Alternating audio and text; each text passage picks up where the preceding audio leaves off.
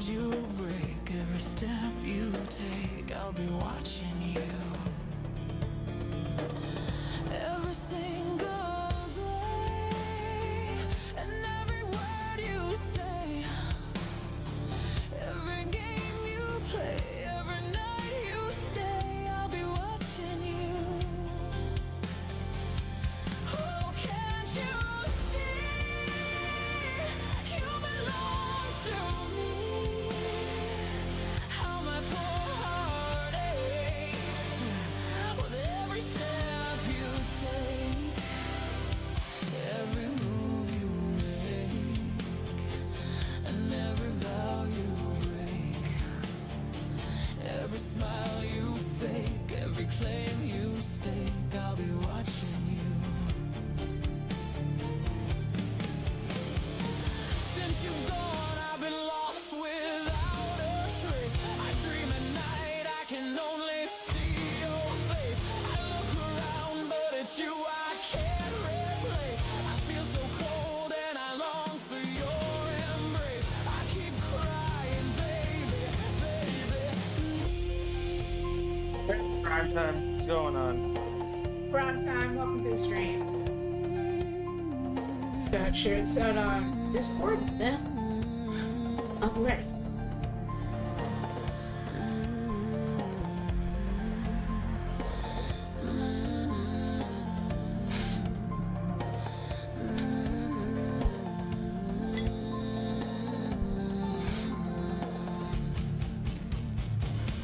Oh, can't you see you belong to me? How my poor heart aches with every step you take, every move you make, and every vow you break, every smile you fake, every claim you stake, I'll be watching you. Every move you make, every step you take, I'll be watching You get the Discord. Yep. I'll be watching you. Every breath you take, every move you make, every bond you break, I'll be watching you. Every single day, every word you say, every game you play, I'll be watching you. Every move you make, every smile you fake, every claim you stay, I'll be watching you. Every single day, every word you say, I'll be watching you. Every breath you take, every move you make, every bond you break, I'll be Same here, watching prime time. you. Every single day, every word you say, I'll be watching you.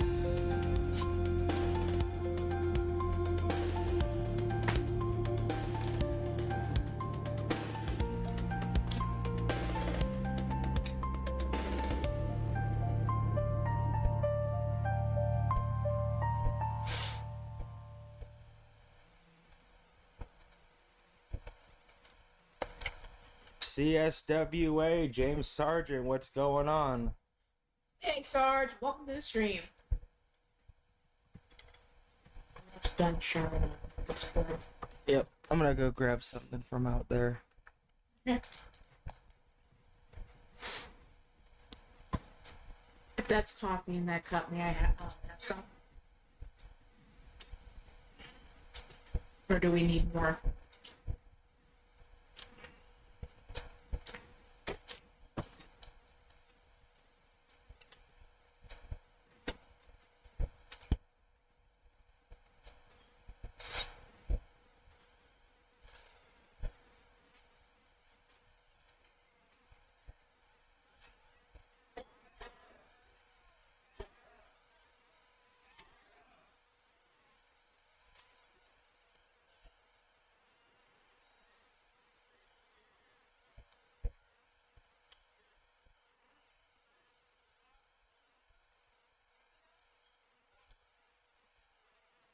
Marcus and Angela, what's going on?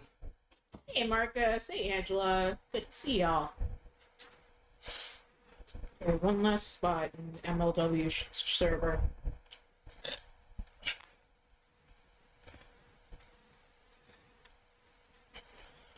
Okay. Discord's done.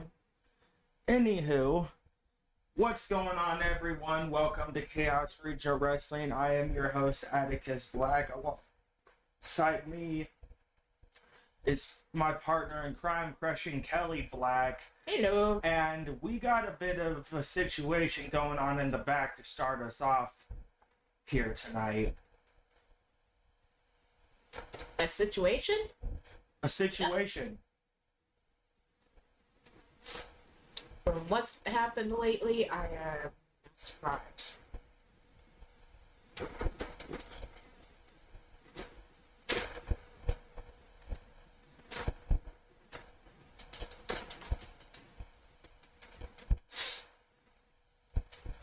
As several of you know, a couple of weeks ago, Jose Blanco attacked Damian Richards backstage to start off all of this nonsense that he's been going on about here in the company, later bringing in all of his other faction members that have been slowly trickling in through the woodwork. Kelly getting attacked just last week, taking a fireball to the face. After being From attacked by Jose. Karai, I managed to knock her the fuck out, but Jose decided to be sneaky, come up from behind, and before I could even react, I got a hellfire fireball to the face.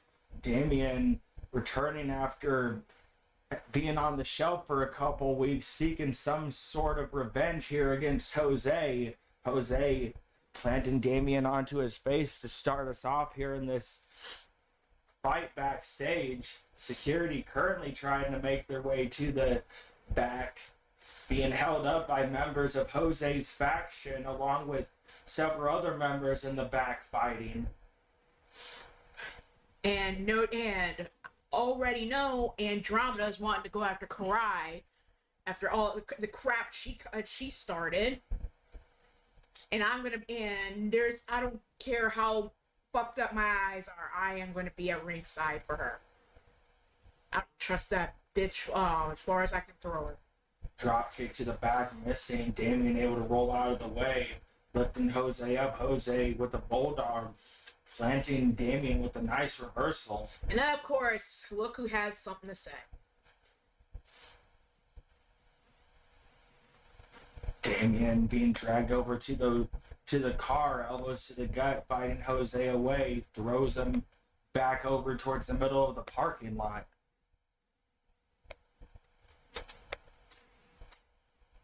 If you think Damien was just gonna take shit lying down and not come after you, then you're delusional, Jose, and getting your comeuppance right now.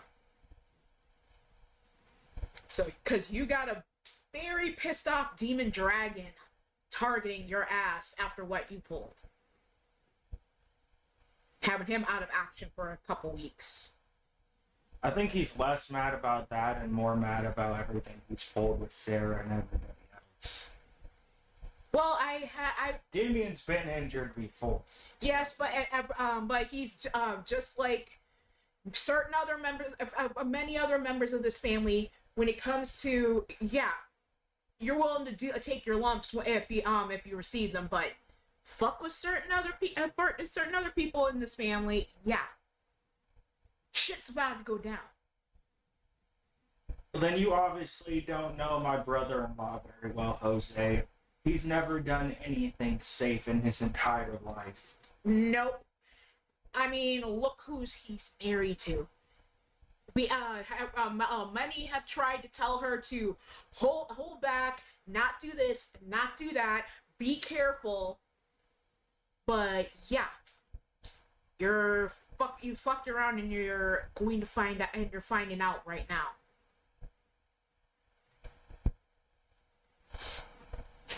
Damian has Jose up, power bombs him down over by the ambulance.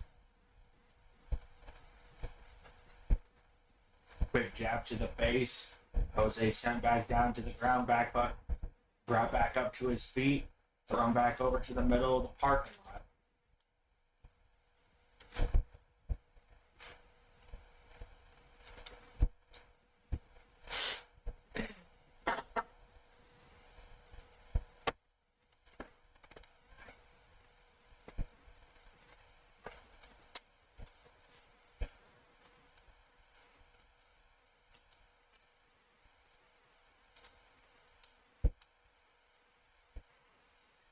Damien sent across the concrete floor.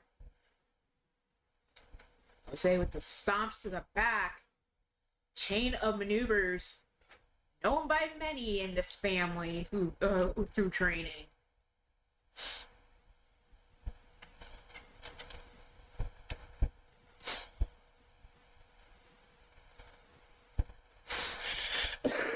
Up. Damien with the elbows in to get some separation.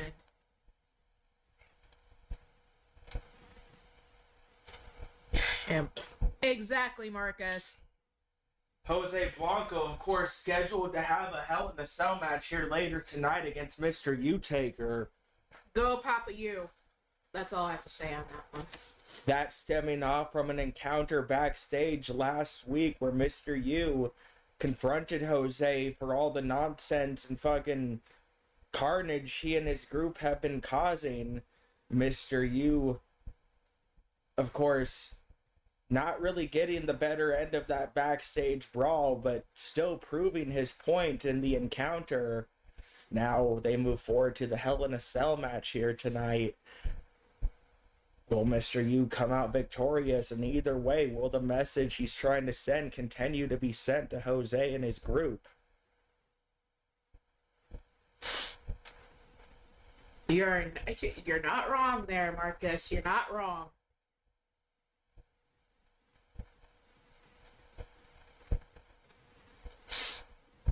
Hell, Damien's got the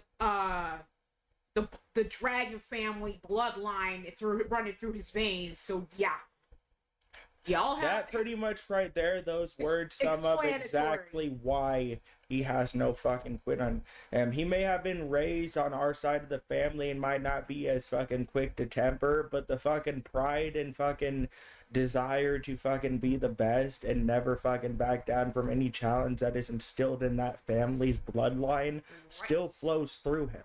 the blood son of Jen Richards and Dragor, who is a demon dragon.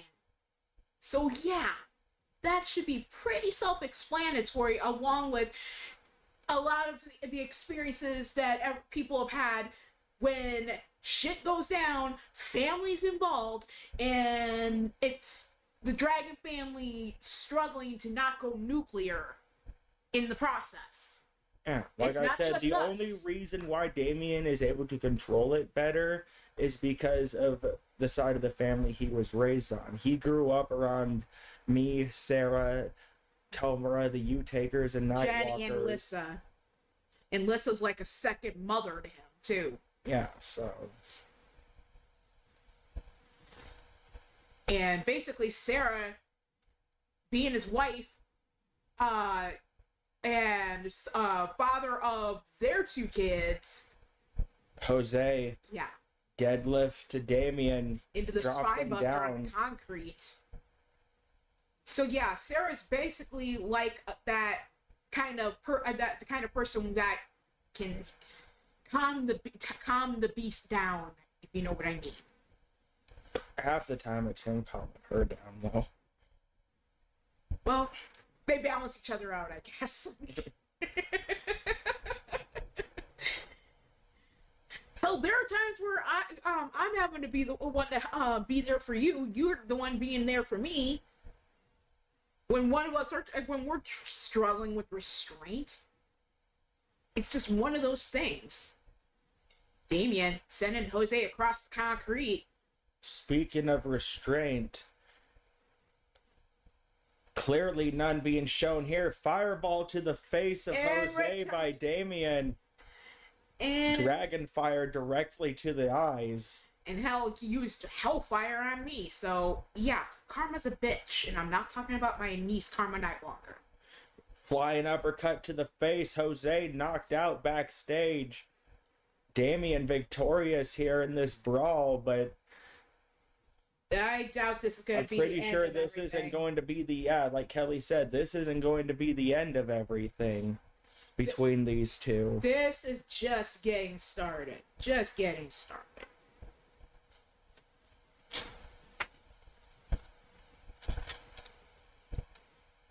Now we have to move into our first matchup of the night. Security finally moving in to break up everyone. All the other We got something extra. Karai just came out of nowhere, out of a trunk of a car, moved her neck warmer to reveal her mouth, and it sprayed a toxic substance at Damian Richards out of her mouth before moving it back up to cover her mouth and laughing her ass off. So, who the hell knows what is in that toxic substance she just spat in his face?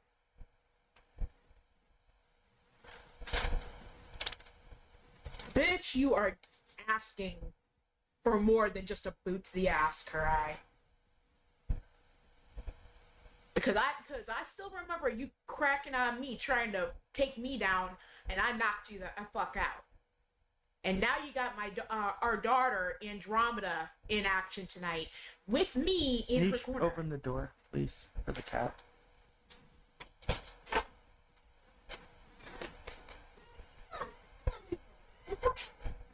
So Karai,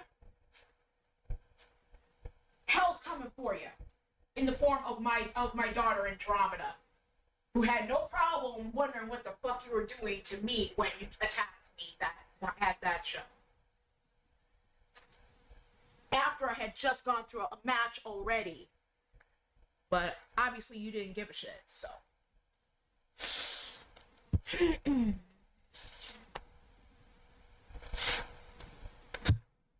But for our first matchup of the night, we got Emma taking on Diamond Sky.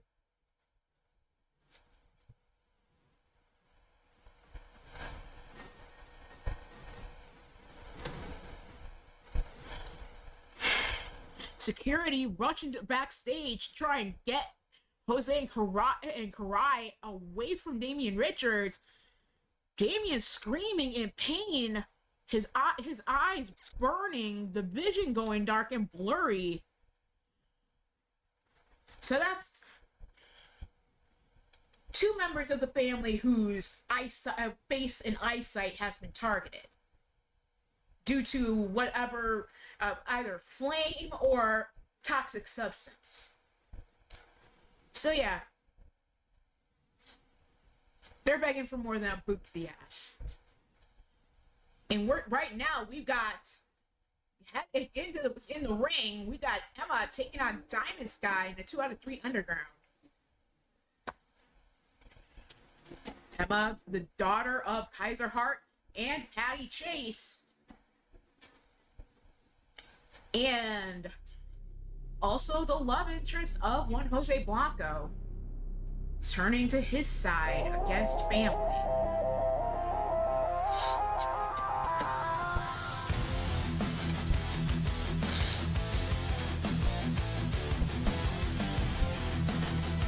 Representing the House of Ruin is Emma.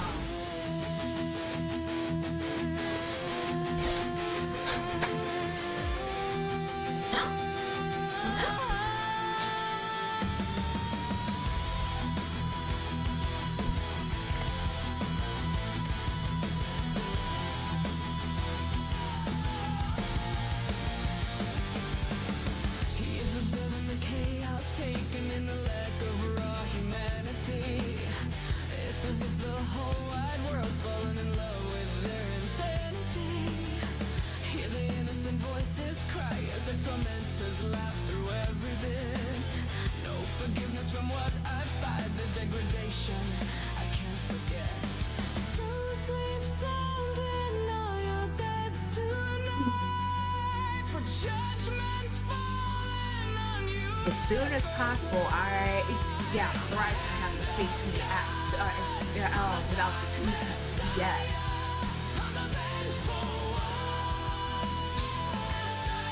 But right now, but tonight I'm gonna focus on backing up my daughter. And I don't trust Karai after what happened to me.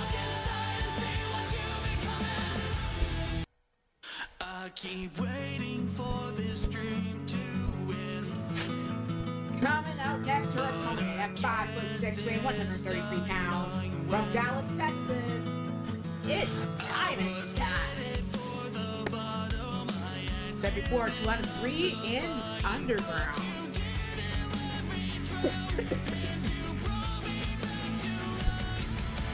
Hey, Jen. We'll be in action later tonight, Jen. And Jen, we have an issue. To top up the show, Damien was getting vengeance on Jose Blanco attacking him. I A got couple those weeks ago. songs from you, Jose, downloaded, just letting you know. And Karai, an associate of his in the House of Ruin, popped out of the trunk of a car, spat a toxic substance in his face, and now his vision has been targeted just like mine was by Jose with the damn fireball. Yes. Unfortunately, your son Damien right now is doing his best Seth Rollins impersonation. He's lost his vision. Shut up. God.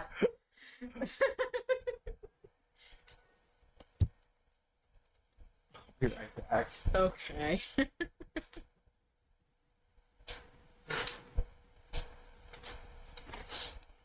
Ah, you're such a lovely couple. Whatever.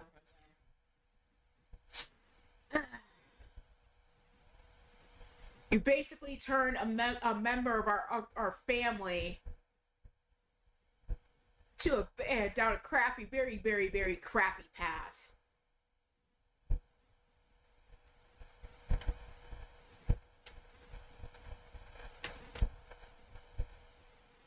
Sky sent across the floor.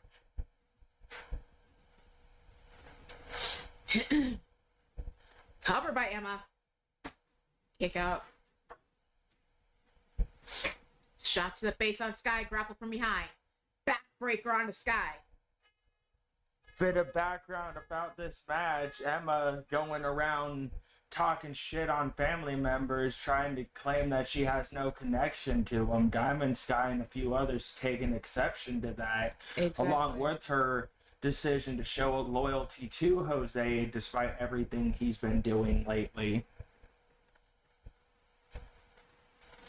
Yeah, loyalty, is a hell of a trait to have. But at the expense of her own flesh and blood, yeah. Not exactly the best route to go. And you're dragging her down the wrong path. I'm telling you right now. You shouldn't be making her pick and choose between you or us, Jose. Oh, and Jen's ready to go nuclear, breathing smoke and anger. Yeah, but yeah, Jen. He came back after being beat up, and now after broken arm and all that from Jose from his last attack, got the better of Jose and then got taken by surprise by it's Jose. a toxic spray. By Jose's team members' toxic spray and shit. So yeah. Yep, I mean she managed to get a fireball, a dragon fireball to Oh yeah, he Jose's threw a face. fireball at Jose's face. I bet you Jose's not feeling too good after that. Yeah, now he knows how it feels.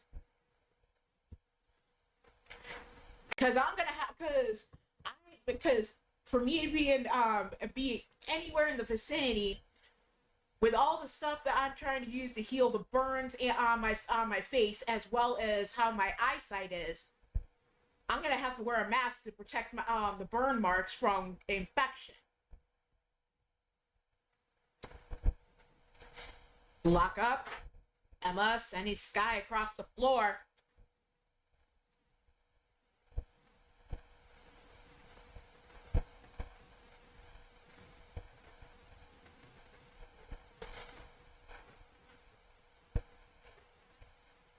Bingo, Marcus. And Jen rushing over to Damien, the birth mother of Damien Richards. Jen, give him some water for his eyes. Water will assist in flushing out some of that toxic spray. I mean, he's still going to be dealing with pain and blurriness, among other things. But and the more toxic substance you get out of his eyes, the better. So get like a fresh, cold bottle of water or something, because his eyes are definitely burning. Sarah would be here to help him out, but unfortunately she's at the hospital with fucking Samantha and Morgana and the others. Samantha Reese had just giving at the hospital, just giving birth to her and Brandon Cuevas' twin boys, and now Morgana is dealing with labor right now and labor issues because Lady Devil, Chase, a Nightwalker, Morgana's husband, ended up having to rush to find Lady Devil to get her to the hospital because she's needing her mother. Hence why Sarah, LD are both not booked here tonight. Yep. Along with Chase Nightwalker, also at the hospital with Morgana, and Brandon Cuevas, who isn't booked here tonight because of that.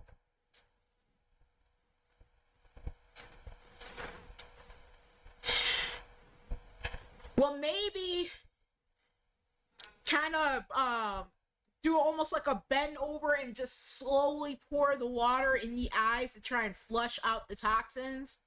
Because yes, Marcus, it's a matter of what is in that toxins and how it may affect react to water being used.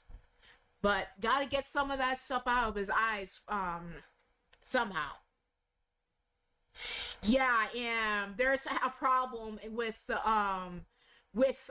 labor of the giving birth to the triplets. So she What kind of problem? I don't know exactly.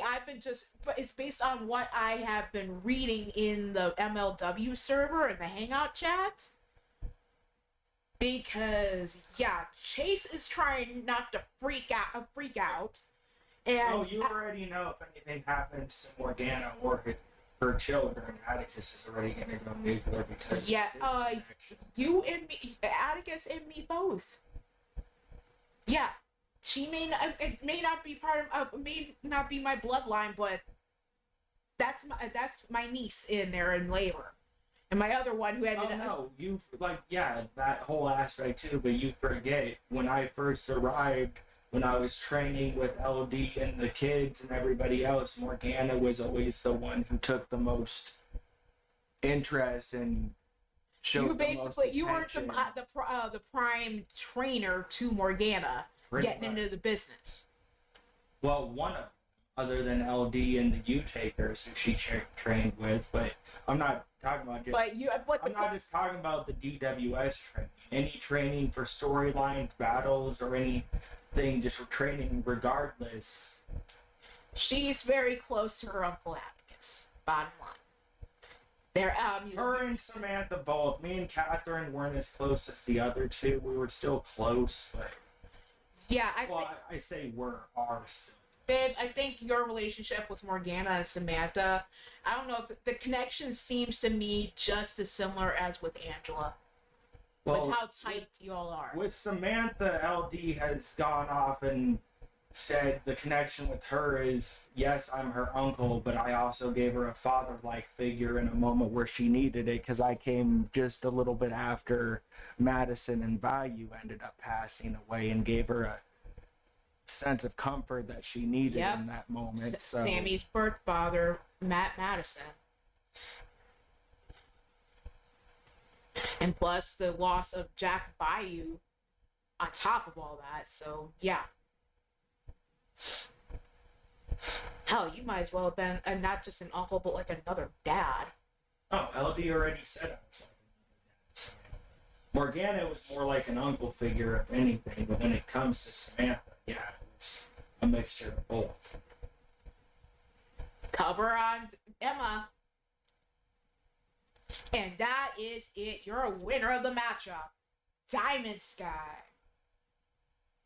Exactly, Angela. Diamond Sky getting the victory over here against Emma here in our first matchup. But now we move on to our second match. Karai taking on Andromeda U-Taker with Crushing Kelly at her side. 2 out of 3 submission match. Of course, as we said earlier, Ryan and Kelly get into it backstage at the show after Kelly's match last Tuesday. Jose ended up catching Kelly by surprise with that fireball to the face. I don't have Karai's information to introduce her, but yeah.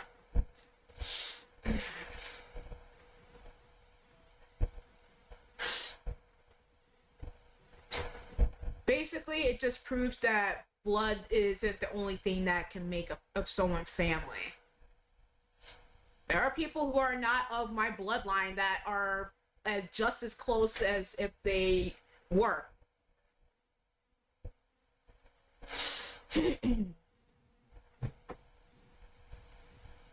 This is 2 out of 3, submission only, false count anywhere.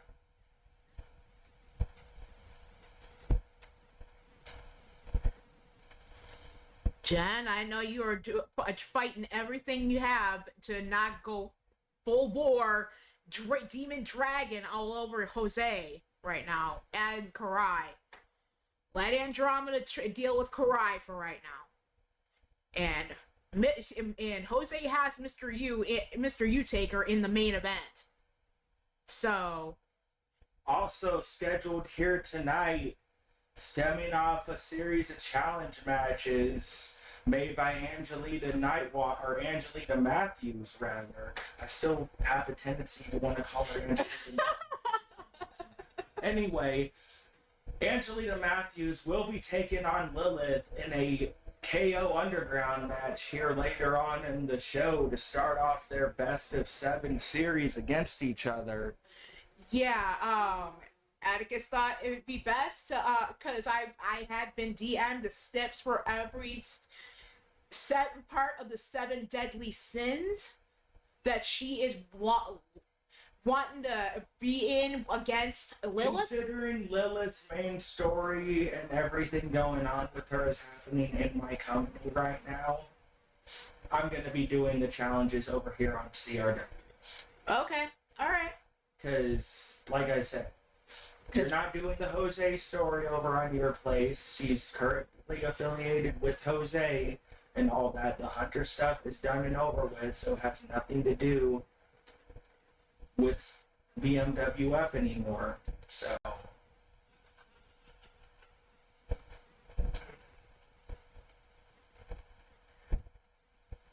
Oh, you gotta put me in her corner. right. Yeah, but the second it's tired. Because I got the protection from my eyes.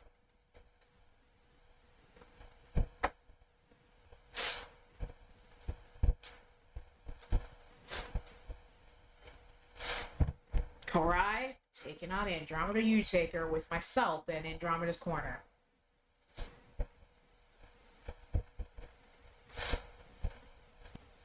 Yep, I'm having to wear a mask to protect the burn wounds on around my eyes.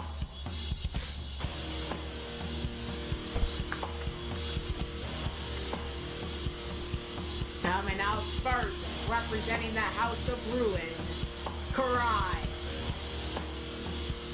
Karai making her presence known at the last episode of CRW Mass Destruction by attacking myself in the backstage area after having dealt a multi-person matchup in a human action.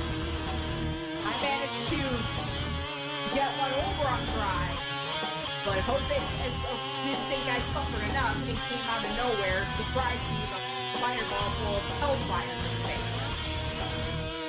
Hence the mask and having to try and deal with the healing of the skin around my eyes as well as my eyes. Andromeda was there just in time to see Karai going after me. And saw Jose send that fireball in my face. Andromeda especially not happy with Jose considering how close she was instant. Yep. Whether it was as a little girl and including went after her awakening. Like another uncle being around Jose. And now he's to be pretty good at setting shit aside. He's far apart from the man I once knew that carried my children on his shoulders. Or had the Lord say that they were sitting on top of his head.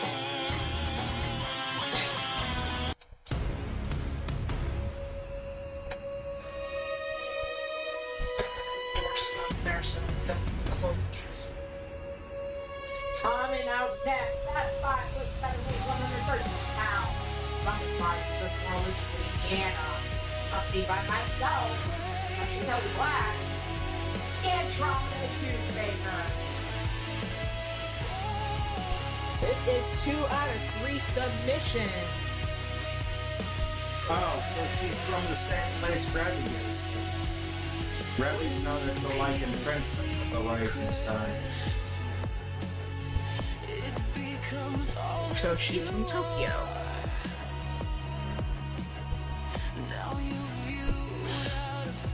Well, no, Land of the Rising Sun is known as Japan. in general. She could be Canadian. Well, yeah. So there's not like specifically stated whether like Tokyo or Osaka or Tokyo.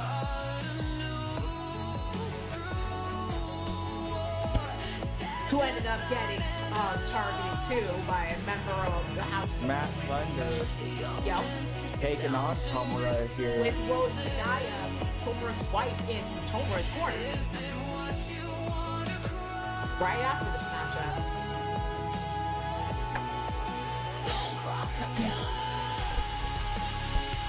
Like I said, Andromeda here taking on Karai. One would think Jack would be in her corner, but Andromeda choosing her mother to join her at ringside here tonight after everything Karai did.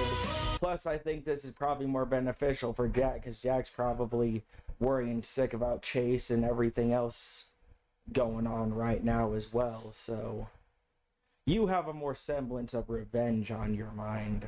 I don't give a shit how my eyesight is right now. I wasn't gonna let her just be there without me down to back her up. Hell's Gate submission this match, 2 out of 3 falls. Submission only.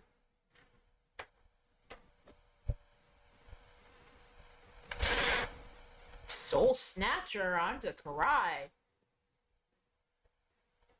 How Karai was even yelling about like wanting to take my soul and all this other BS. She didn't get to take me down the way she wanted, so she's gonna try and take out everything on Andromeda. Andromeda with that show of strength, pushing Karai down onto the mat. Now both ladies locked up again. Headlocked by Karai. Andromeda twisting the arm.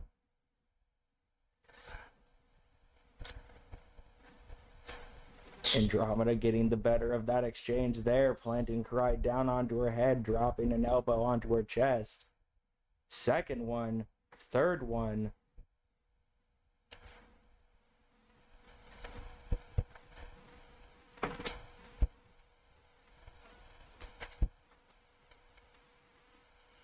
Again, now both ladies locked up. Andromeda wrenching the arm.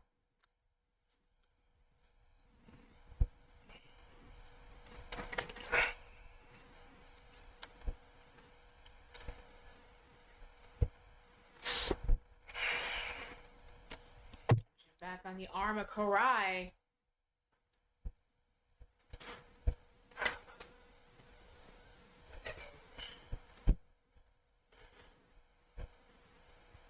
Andromeda continuing to try and wear down the ligaments of her opponent, planting her down onto her back.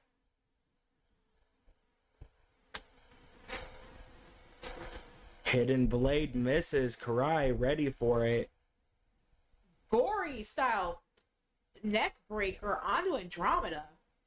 Andromeda dragging herself into the corner, now being choked out by her opponent. Gotta just sue Karai for gimmick infringement. Stealing her move. Jen continuing to try and help Damien backstage with his eyesight. Damien, of course, little bit ago taking a bit of toxic spray to the eye after his backstage confrontation with Jose. Springboard spin kick by Andromeda onto Karai.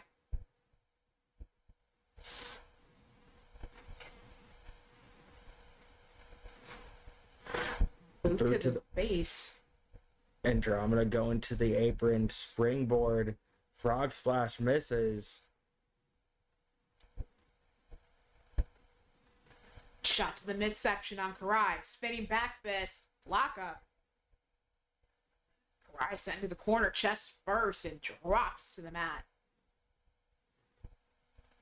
Andromeda now working her over, trying to keep her under control.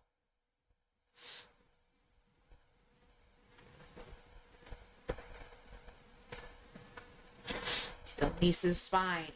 Our main event matchup here tonight, we'll see Ezra Black and Revy Corbin taking on the team of Aristai, Angela Corbin and Marcus Corbin. Revy and Ezra both getting married next week to each other, wanting to take on two of their sets of parents in a way. Maybe four of their nuptials. Missing with that shovel. Jab to the face on Karai. Lock up. Andromeda sent into the ropes. Down. Leapfrog. Nice. But not the nicest of rides for Andromeda with that wheelbarrow type of German suplex. Dumped high under her head. Andromeda dropped with the snake eyes in the corner. Karai grabbing that shovel and cracking Andromeda over the head. Bell clap from Andromeda. She's a shot to the face in return. Andromeda gets planted down onto her head. Karai moving back to the outside. Goes up top. Andromeda rolling out of the way. Kelly taking the brunt end of that impact. You little bitch. Oh yeah, you're gonna get it. Very soon. Karai sent over towards the barricade.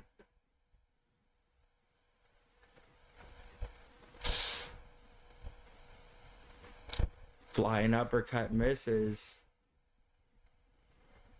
Dropkick misses up by Karai. Spinning back fist doesn't catch her. Reversal by Andromeda. Clothesline taking Karai down.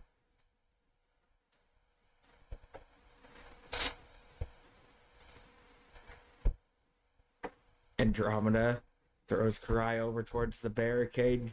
Goes onto the ring apron. Goes up top. Misses with the double foot stomp on the Karai. Continues on with the jabs to the face into the kicking combination. Eyeballing the Aiden Nightwalker with that one. Andromeda, of course, a mixed hybrid wrestler between a high flyer and a brawler in a sense. Karai has been able to pretty much outmaneuver Andromeda as far as all of her high flying moves have gone so far. Good thing Andromeda knows how what to do when she gets into an actual fight. Comes running with the barbed wire bat, misses. Knocked out of hand. Underhook, suplex, jumping Andromeda under her head. Brandon Cuevas, what's going on? Hey, Brandon. How's Samantha doing? And have you heard anything in regards to Morgana? Jen, you are not in a match with Tiny tonight, no. That's you're not until booked late. right Yeah, now. she is. She for that match, you're not. She's in that tag match along with Maddie Sabin. Yeah, I didn't know any particular thing for their information, so yeah, they'll end up having to come out separately. I sent you their information in DM.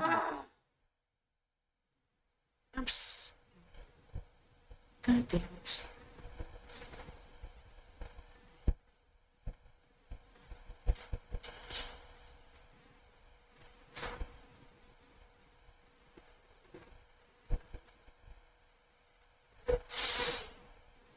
Just set it up before their match, because I'm not having them come out separate. I sent you the information in DMs. What's the point of me sending you shit? Okay.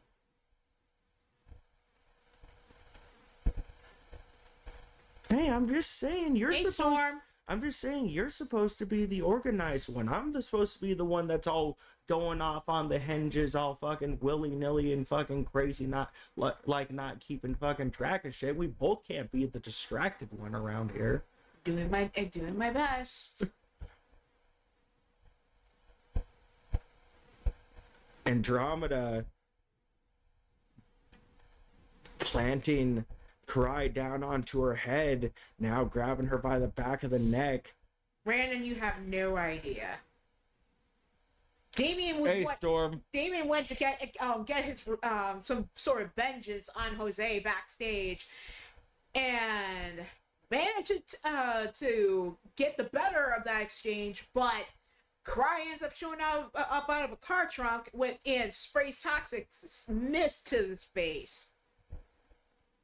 So yeah, he's having one crappy of a night.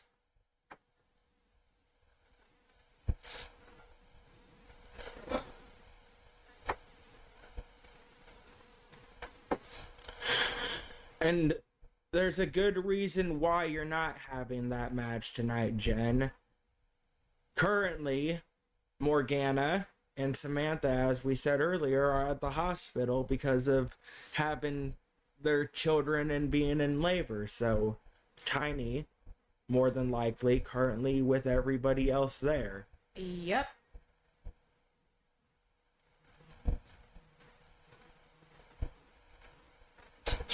Mindful choke. But Andromeda show of power, slamming down Karai to get her arm free.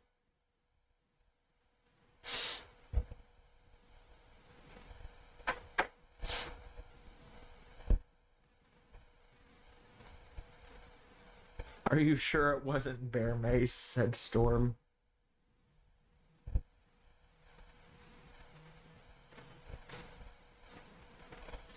Nope, it wasn't, Storm.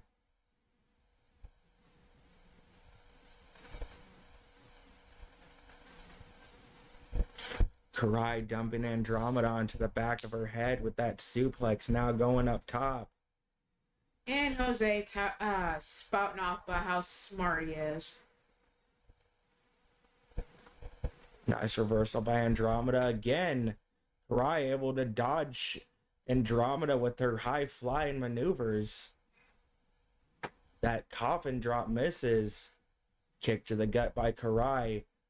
Blocked by Andromeda. Kick to the gut again.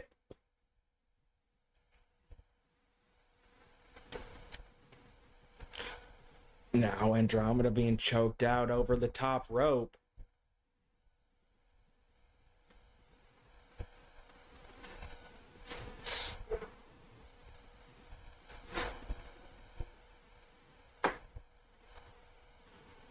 Kind of figured as much, Angela.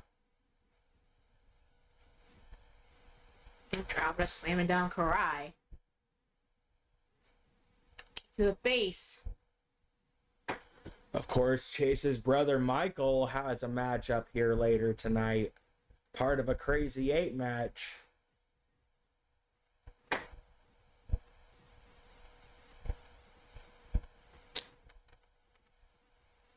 Drop kick connecting to Andromeda.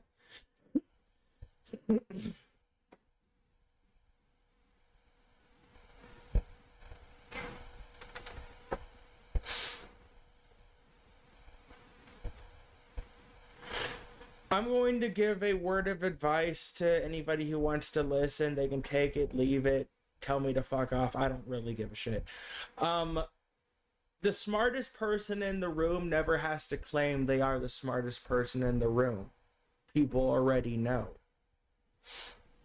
If you have to say how smart you are and claim that you're always 2 steps ahead, then you're not that fucking smart. Just like how royalty doesn't have to claim to be royalty. Someone knows you're royalty. You don't need to proclaim yourself as a god or a king. You will be recognized as such without having to say it.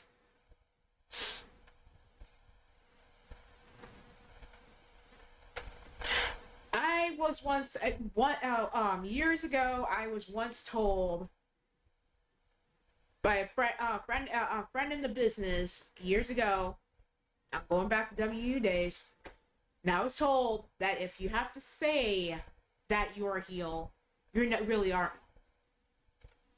Unless you don't have to always be saying that you're exactly what you are. For it to be known Andromeda that you're what tapping you are. out. Karai scoring the first fall, kept up by Andromeda. Roundhouse kick to the head. So basically, it's best to just know who and what you are, and not worry about having to tell everybody and anybody exactly that. That's pretty much my point, though. If you have to proclaim to be something, then you're not that thing you proclaim to be. Other people will proclaim it for you. Because it's a matter of, are you trying to prove it to other people or to yourself? Springboard drop kick to the face of Karai. Whack-a-mole and Karai with Janice. Karai ahead by one submission fall. Andromeda with the pile driver. That end of the world pile driver taught to her by Jose Blanco. Wheelbarrow into the stunner by Karai. Now going back to that triangle choke.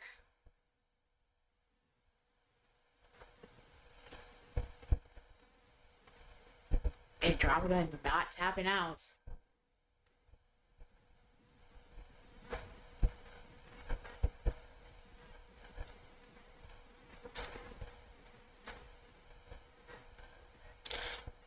So was Samantha and Morgana already at the hospital before the labor started then?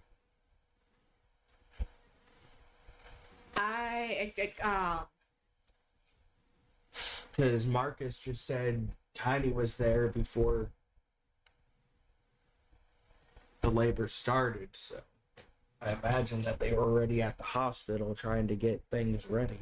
Yeah, I believe so. Another wheelbarrow stunner onto Andromeda.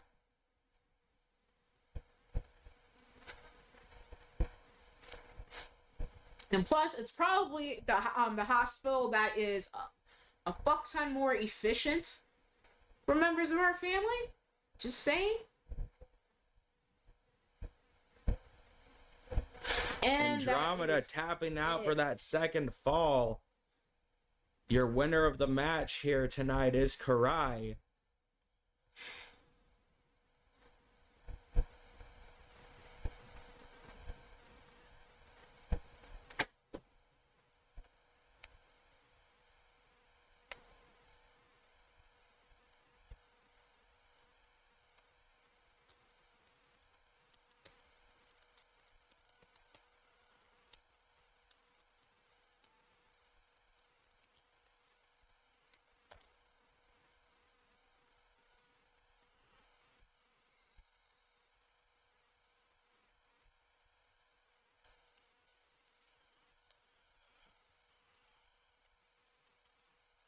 Andromeda not taking the better end of this deal, trying to get revenge for her mother. Kelly rolling into the ring, Ezra jumping the barricade to try and check on his sister.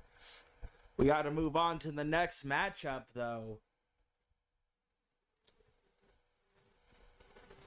Okay, so medical attention is being done at Morgana and Chase's castle. Started for her early in the morning, in the wee hours, like 5 a.m. And Sam just had the babies, and Morgan's still in labor, but can't push for something happens to be wrong, but there's no idea on exactly what. Hence, Chase going up all panicky, trying to get LD to Morgana's room. I will be there to check on my niece as soon as my show is over. Yes.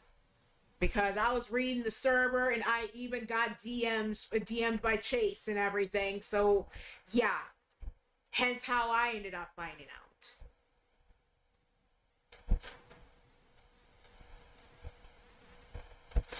Yeah, I've heard that so a few of LD's little ones ended up going right along through the portal to the castle to not there just be there for Morgana, but keep Chase I calm. forgot to set the stuff up for this. I need to go set the match type to 2 out of 3. Yeah, 2 out of 3 pin. Yep. And Rose has to be in his corner. Yeah.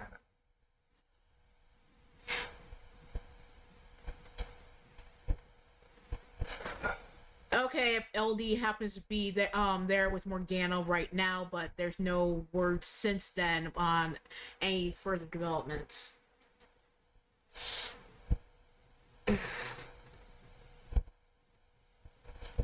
At Thunder, targeting Tomura in the training arena part of the arena.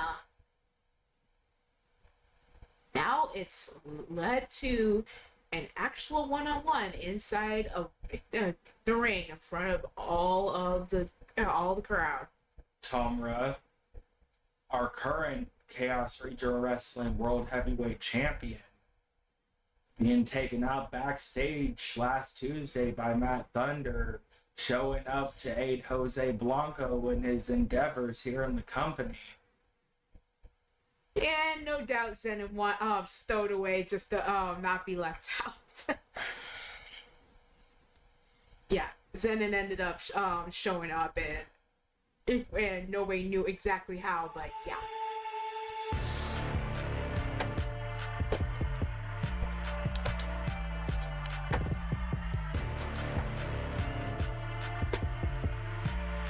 Coming out first, representing the House of Ruin, Matt Thunder.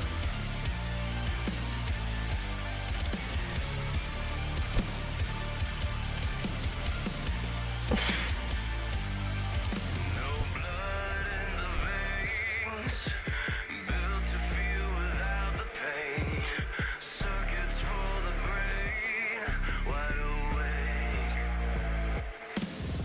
A vision of perfection, all lies, a daily resurrection, disguise, just another lethal injection to mankind. Like Zenon says, Sneaker, he wants to be around where all his where his siblings are doing. So.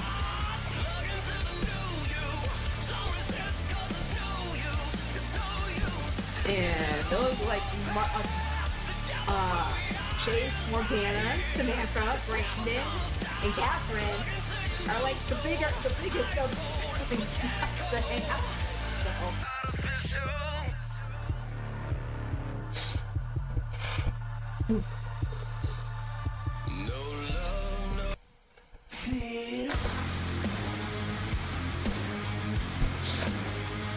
And now for his opponents.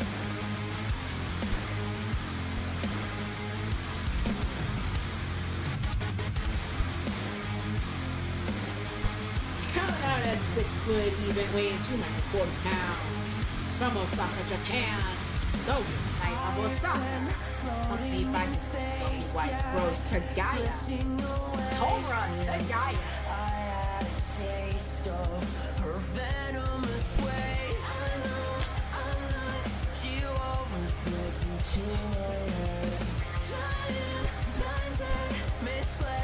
Married, parents to triplets.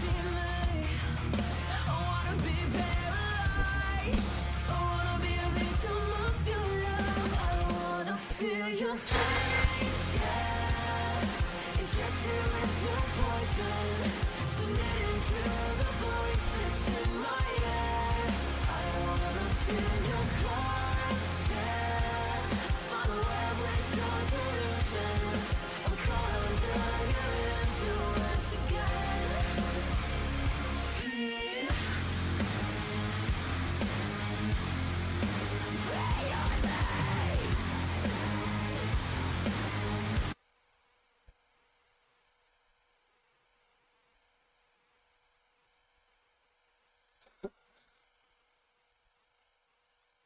Yo, this is 2 I'll be out right of back. three pin only.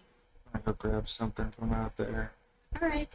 Yeah, like Ezra said, Jason Callum, and Lycus are the triplets names for ropes. Yeah, I have it written down, Ezra. Not everything is easy for me to remember, hence why I write shit down.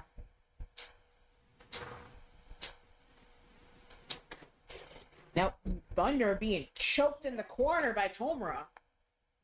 Boot to the midsection and return.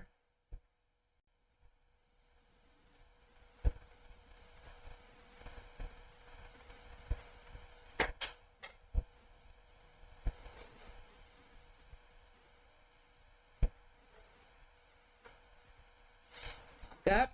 Tomura sent to the ropes. Slammed down. And Tomura kicking out at 1.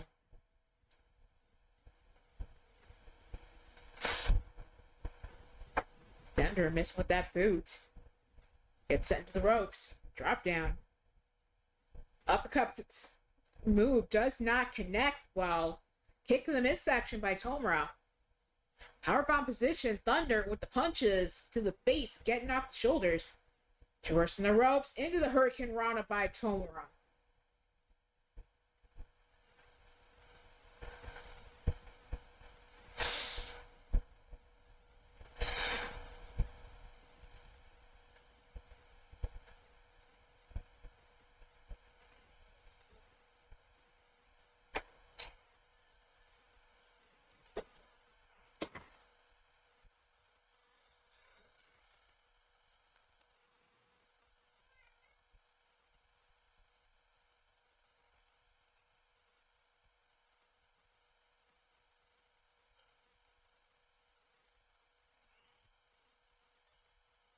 Thunder double underhook into a pile driver onto Tomura, goes for a cover. Kick out. 2 out of 3 pin only. This ball's count anywhere for this matchup.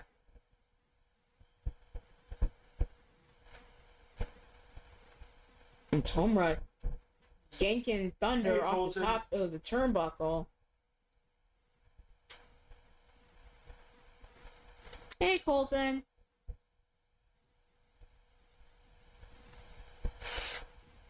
Tomura raining the left hands to the face on Thunder. Steps with the arm. Stomps to the hand.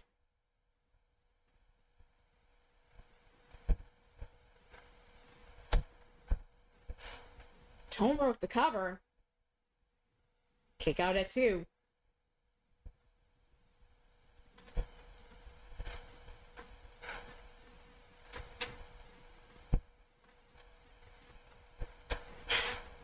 Blue Thunder bomb by Thunder. On the mid rope. Beckoning Tomura to his feet. Tomura able to take a step back to avoid whatever Thunder had in mind. Slams him face first under the turnbuckle. Kick out of the corner by Thunder. Into the corner. Slams Tomura face first.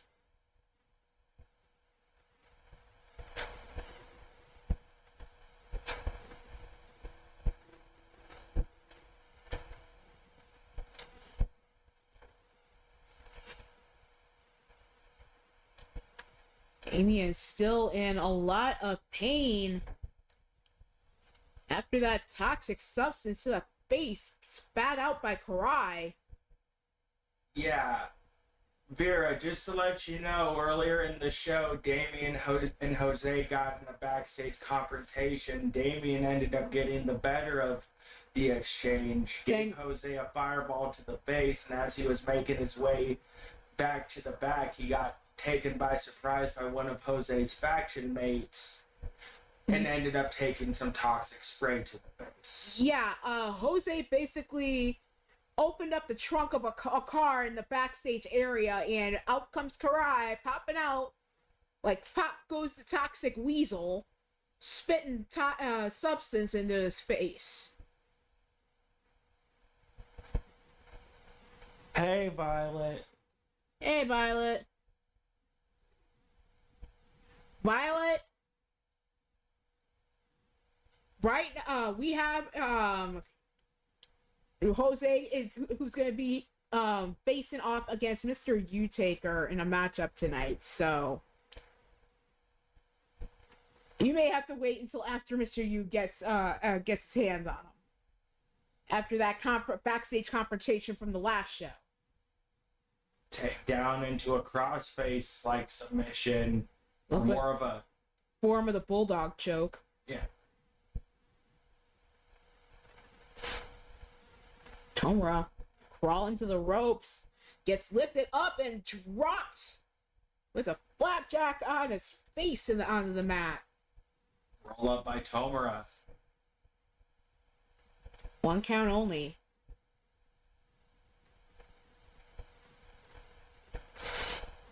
Tomura brings Thunder back up to his feet, punch, block, kick to the gut.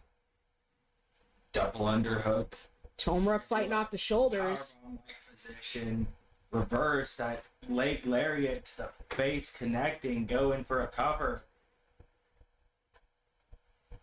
Kick out. Tomura brings Thunder back to his feet. Shot to the midsection from Thunder. Sent him into the ropes.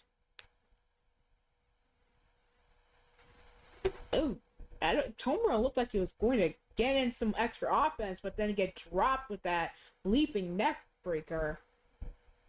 Give me a minute.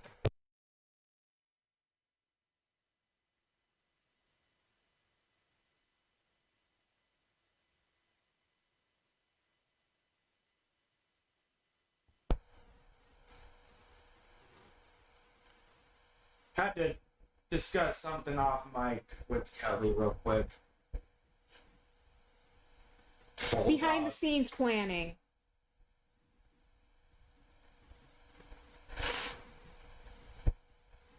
Clothesline, not dropping Thunder onto the mat.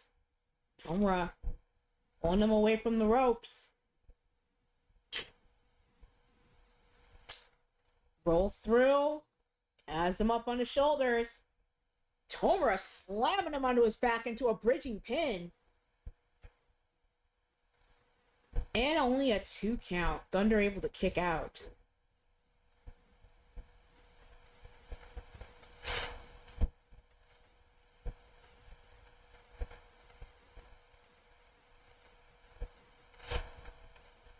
Rose standing at ringside, letting Tomura and Thunder go at it without trying to really get involved too much herself.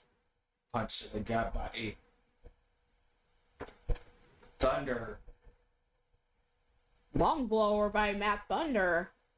Yeah, I forgot to set this to 2 out of 3 falls. Oh well. Ain't a big deal.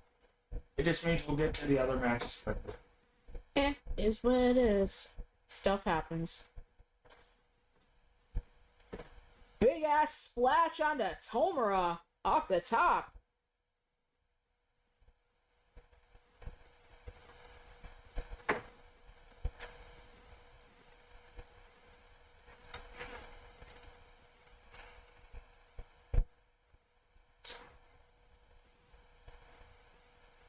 Tomura dragged into the corner, sent headfirst into the top turnbuckle, elbow to the face, reverses to get out, elbow to the face by Thunder to reverse to get out.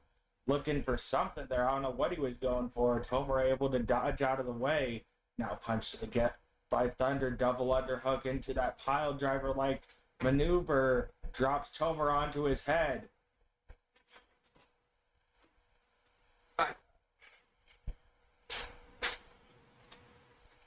Covered by Thunder. Heaven forbid you stay in here with us. Exactly.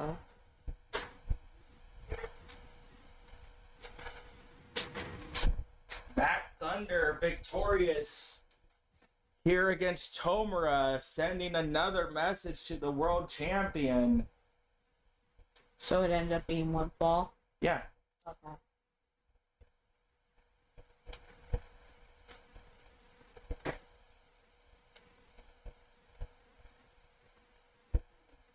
Of course, Tomura won't be scheduled to defend that title until the pay-per-view in January, but if Thunder keeps on having Tomura's number, he may have an argument here later on to try and insert his name into that picture.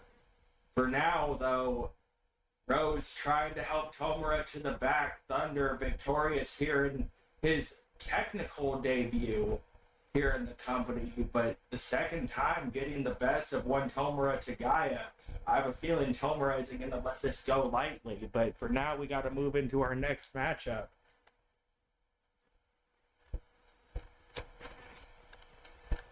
What's up next?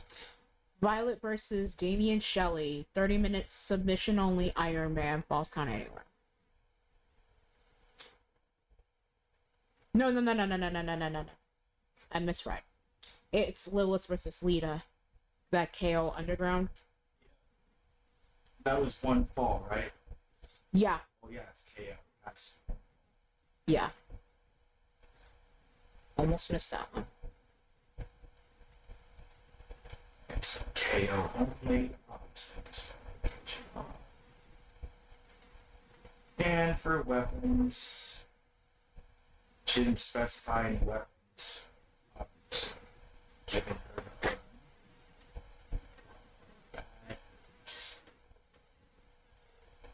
they're all light.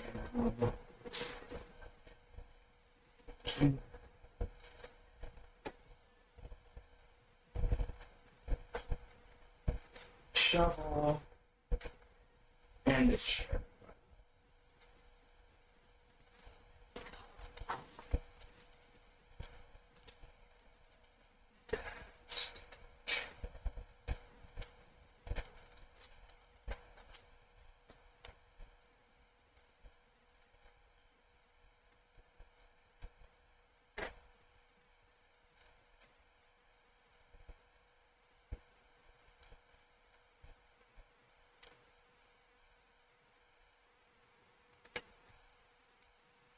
Oh, it's Mr.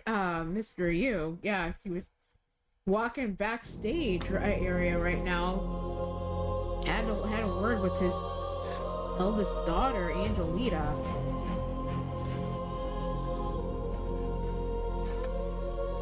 Making her way out to the ring first.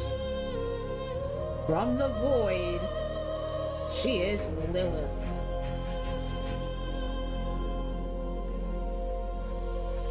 Angelita Matthews,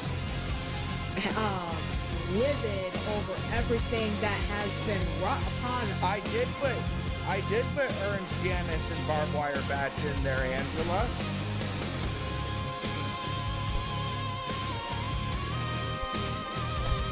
All those weapons he listed were included in the list of weapons I threw in. I put an urn in there, I put Janice in there, I put 2 barbed wire bat selections in there. Just don't step out of line, or you will pay the price. Don't waste our time, or it's the firing line. So yeah, I put everything in that was requested. You're being followed.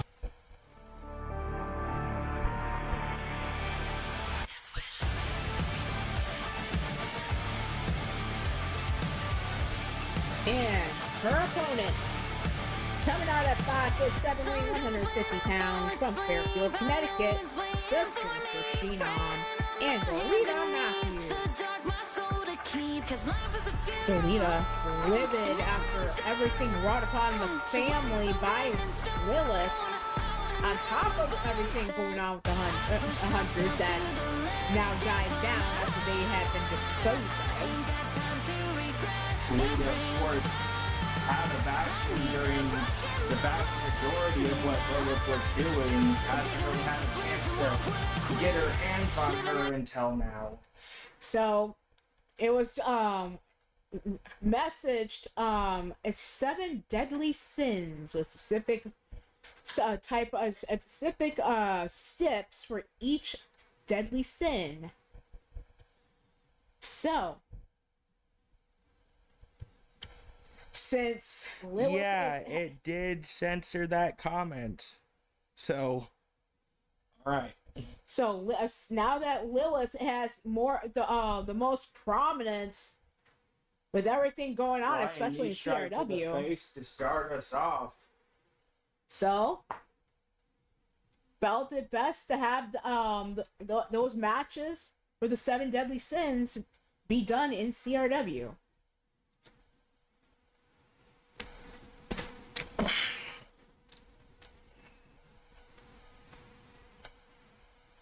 Arm drag takedown by Lilith. Lita back up to her feet. Couple of a jab to the face, couple of shots to the gut. That kick to the legs ended up missing. Lita back on the offensive for a little bit. Now, Okay, Lita's saying that there's points for every level in that 7 Deadly Sins, and it's apparently the one with the most points ends up winning the whole thing. yeah, if you can just DM me details about it, Lita, so I know better. Actually, Well, you have the match type. she DM'd it to me. Yeah, I know. Did she DM you like the points and all that stuff and how that all works too, though? I believe so. If she did, forward me the message. If not, then Yeah. I will. Don't worry, Lita. I'll forward it all to him. Lilith fireball to the face of Angelita. You little bitch. Going to the outside. Yeah. Lilith not known to hold anything back Absolutely not. here, but Lita back on the offensive. I think that fireball to the face just pissed her off more than anything. Superwoman punch connecting now. That Night Sasha, the feast your eyes type maneuver. Lita continuing the offensive here.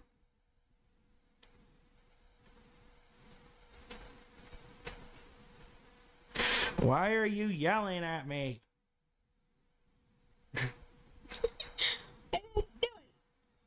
No, that's the thing. She's always yelling at me. I just forwarded to him, Lita. Hey, jeez, no wonder Paul's afraid of her ass. But yeah, I forwarded it to you. Yes, I know you have to be a part of everything.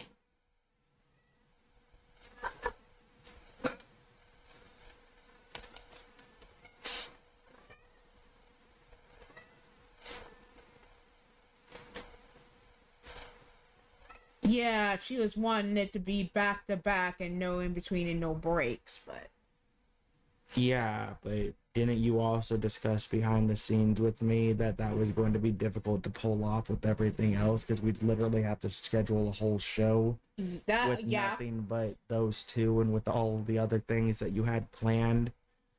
Yes.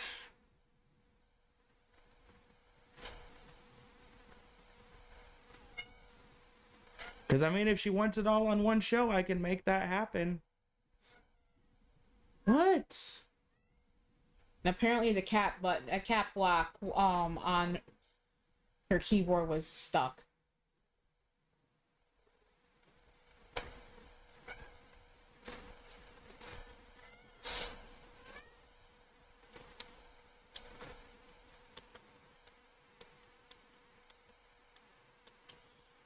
And Angelita is your winner. Anyway, like I said, I can disregard this as part of the series and I can make all 7 matches happen on one show, but if that's the case, it's not going to be for a long ass while till that happens. I don't have nothing for you. Quit screaming at me.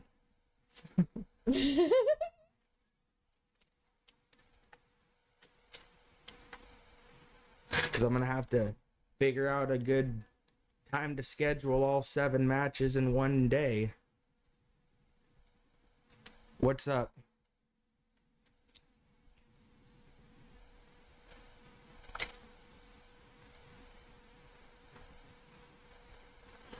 All right, Lita, that's fine. Makes sense. What's up next? It is Violet versus Damian Shelley, 30-minute Iron Man, sub only, false count anywhere.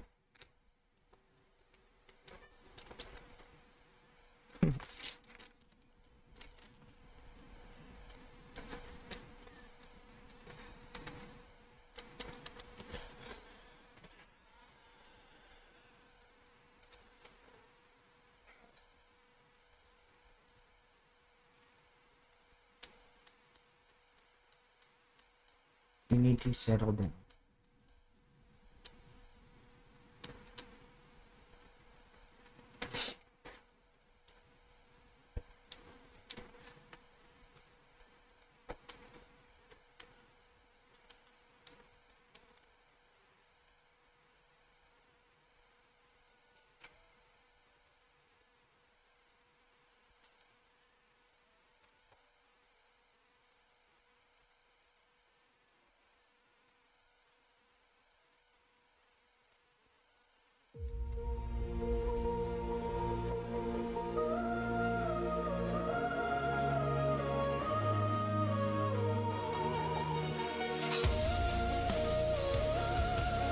Coming out first, at 5'8", weighing 136 pounds, from parts unknown, Violet E-Taker.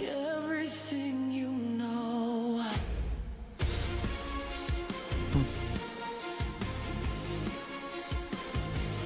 Rad THZ911. Welcome to Chaos Regional Wrestling. Our host, the Chaos Keeper, Alexis Black. Beside me, I'm his co-host, Brooklyn Kelly Black. AI versus AI. Everybody role-playing their characters in the live chat.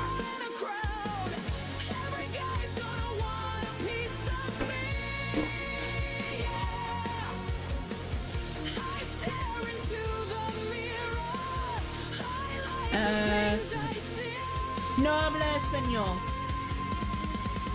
Solamente inglés.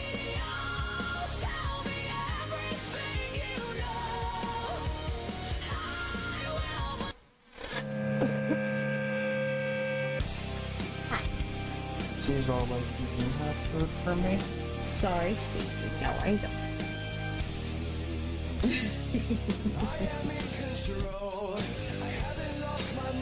And now for his opponent, at 6 foot, her opponent, at 6 foot 2, weighing 240 pounds, from Tokyo, Japan, the undying Damien Shelley.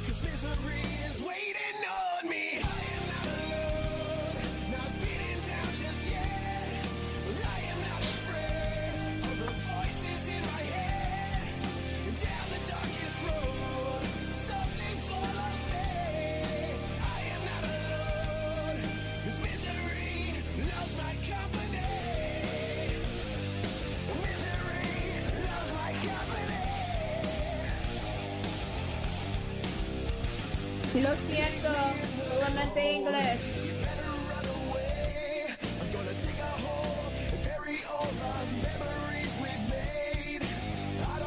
Yeah, Weed, I only remember so much from all those years of speaking Spanish in school, so I tried.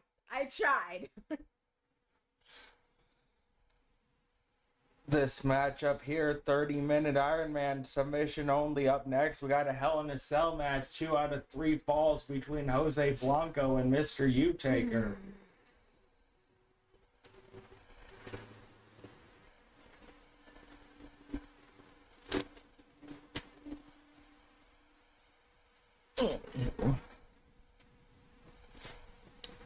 Lock up.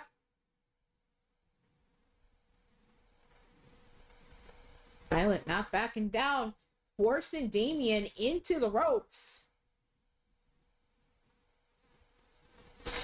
Referee having to back off Violet.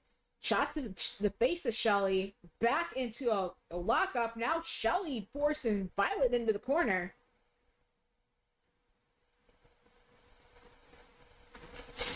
Kick to the midsection, out of the corner. Shot to the face in return. And back to that tight lockup between Shelly and Violet. Violet able to shove him down. Eats a shot to the face and then a back kick to the face from Shelly.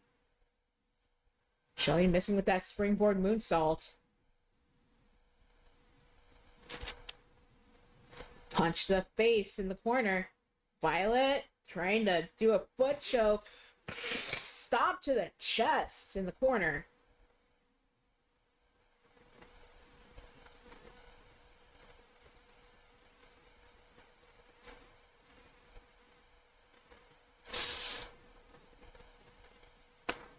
Shelly sending Violet into the ropes. Drop down. Launches her into the air and then a kick to the chest. Violet not going down without a fight. Tries to take him down. Eats a clobbering blow to the back. Traversing the ropes. I don't know what she was going for exactly, but she Looked like did she not was trying to connect. go for a tornado DDT, but Possibly.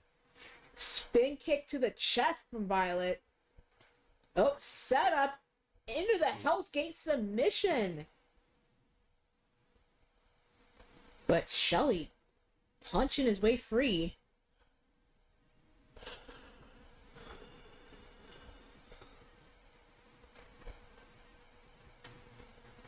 Spin kick to the face knocks down Violet. Shot to the face in return. Punch. Prettier. Dropping Shelly onto his face.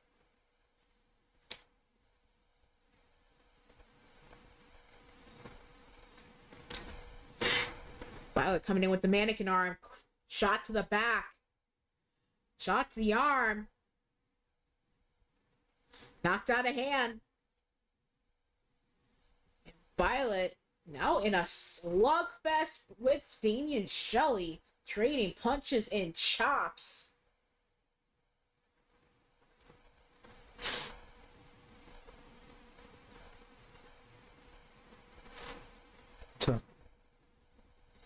Continual shots to the face and chops to the chest exchange. Into a spin kick from Violet. Then the springboard moonsault. Violet trying to have Damien get back up to his feet. Code Red dumping Shelly onto the back of his head. Beckoning him to his feet. Set up into the Stun Dog Millionaire. Dropping Shelly. Now hooking the arm, pulling back on the leg, wrenching back for a submission. He does not tap. This is submission only for this Iron Man matchup. Chop to the chest. Natural selection, dropping Shelly onto his face. Catches the up kick attempt. Elbow shots to the midsection, then a boot to the face from Shelly.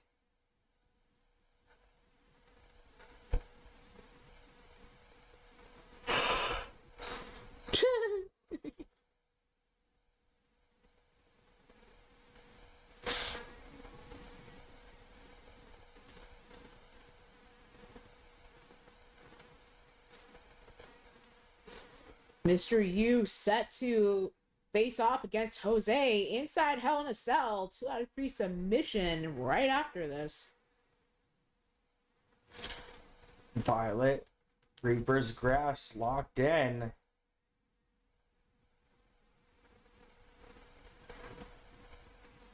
Shelly tapping Violet with the first fall.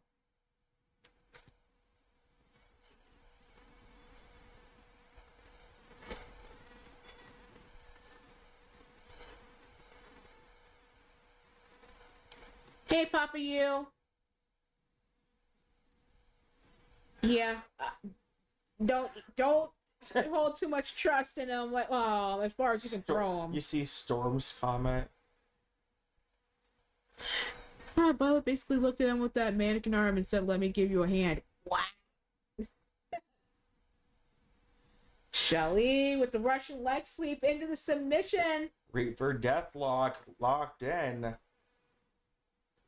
Or the Reaper's Death Seal, as he called it.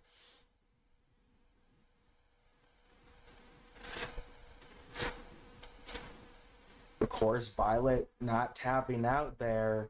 Drop kick to the head of Shelly, dropping an elbow down onto his leg. Now puts him into submission.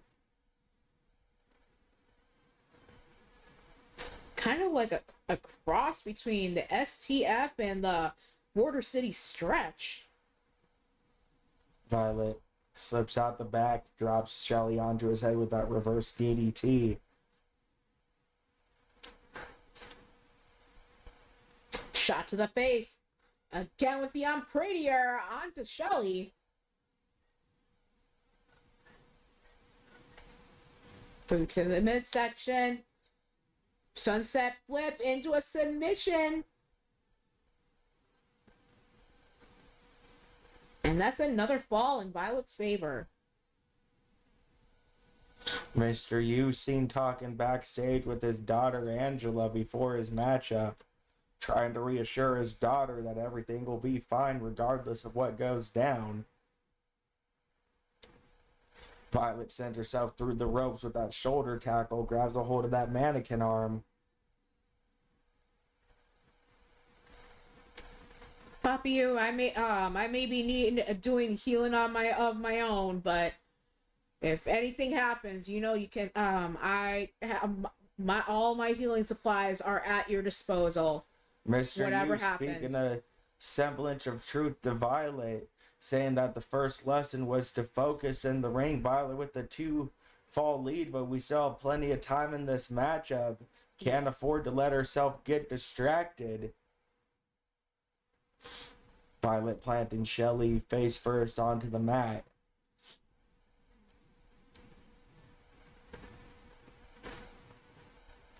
Kick to the gut.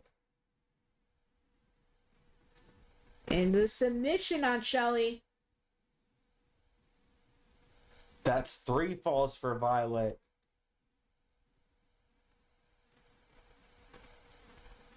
Back to the mannequin arm, teeing off on Shelly. Massive clothesline, dropping him.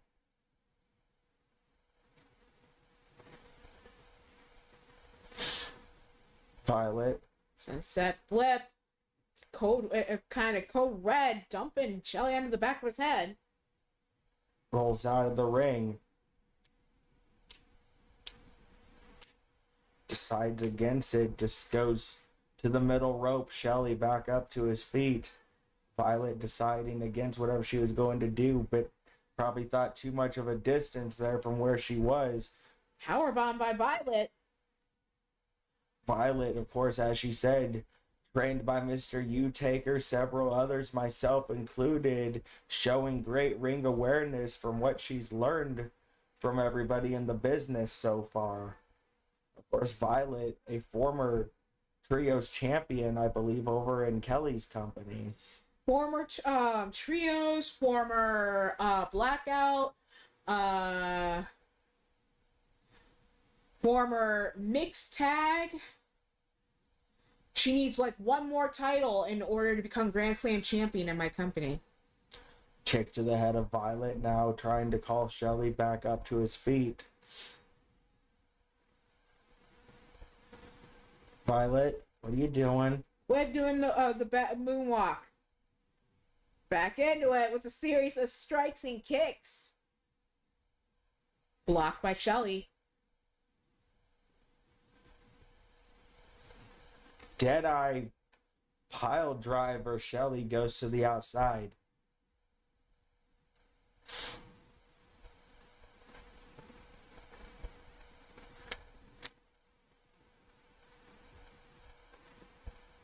Violet back up to her feet. Shelly bringing those steel steps into play. Off the ropes. Ooh, that scoop slam looking like it connected onto Shelly. Now Violet, natural selection into the steel steps. Grabbing a hold of the mannequin arm. Shelly, of course, I believe the one to introduce most of these weapons into the matchup, and Violet taking every advantage of everything he's introduced. That submission is Dragon's Bite. Okay, Violet. The one that's kind of like a sunset flip into a submission, going into a submission. Violet, kick to the gut, sunset flip. Code Red dumping him onto his head. Now hook in the arm. Wrenching back on the leg into another submission. Shelley tapping 4-0.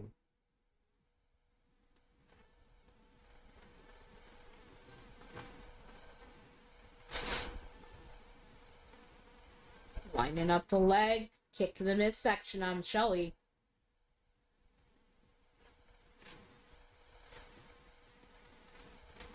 Sent over the top to the outside onto the apron. Shelley back into the ring after a punch to the face to Violet. Reaper Death Seal locked in. Violet taps.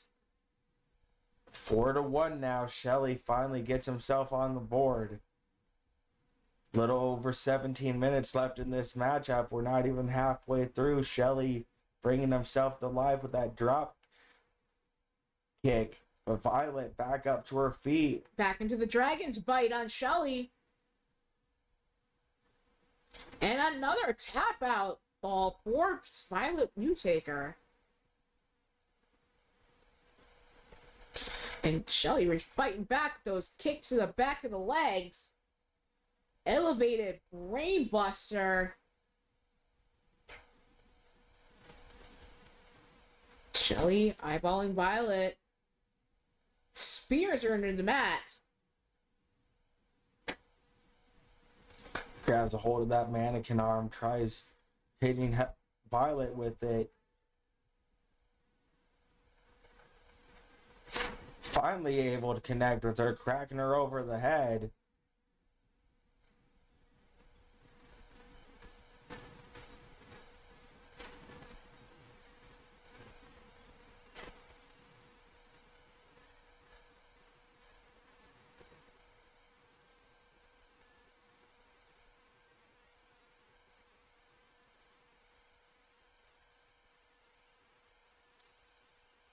Powerbomb out of the corner for Shelley. Violet exiting the ring to go find another weapon.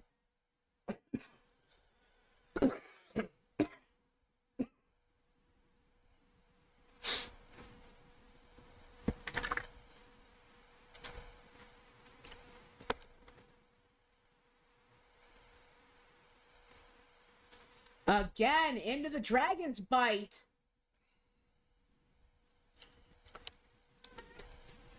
And another tap out fall in favor of Violet.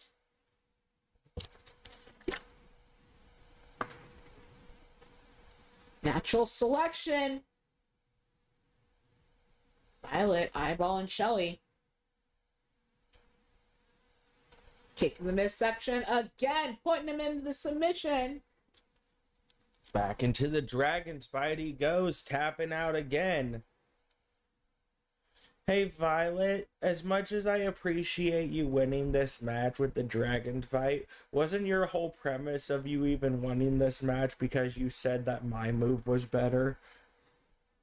Yeah, you did try get Atticus's blessing to use the Reaper's Grasp, as well as getting the blessing from me for my silver bullets. So yeah, gonna use them.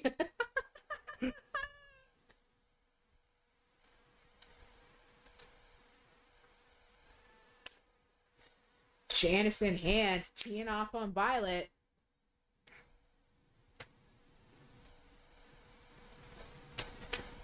And shot to the midsection with Janice, clobbering the back of Damien Shelley.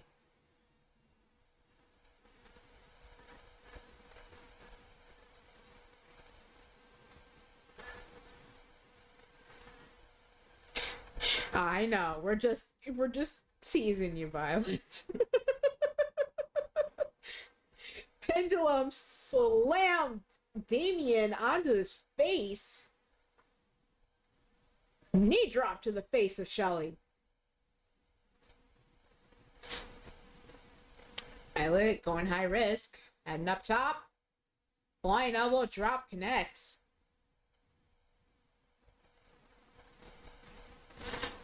Oh, you're getting your wish, honey. She's using Reaper's Grasp. And he tapped up for another fall in favor of Violet. It's like, well, I know you're gonna use it. When are you gonna use it? And she finally used it. I mean, she technically used it once before that. I was just giving her shit. Of course. Heel DDT on the Shelly.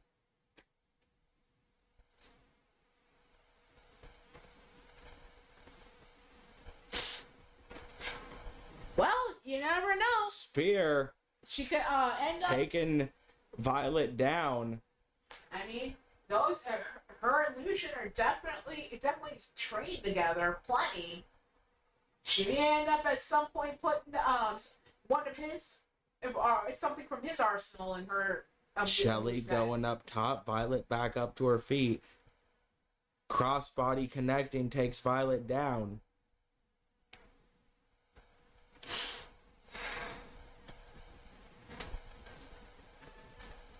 Up kick to the face by Violet.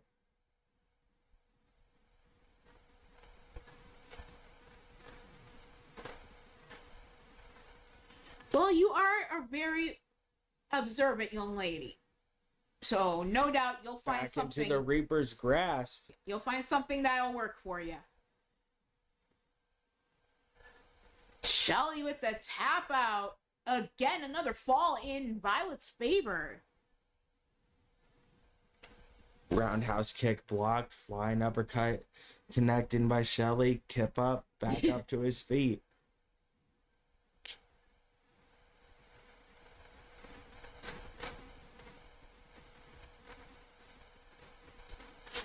Another submission. Second That fall Reaper in Death Damien Steal Shelly's getting favor. Violet to tap out. Still got 11 minutes left in this matchup. Violet taken down, pushes Shelly away. Clothesline reversal. Violet back down onto the mat. Shelly rolling into the ring.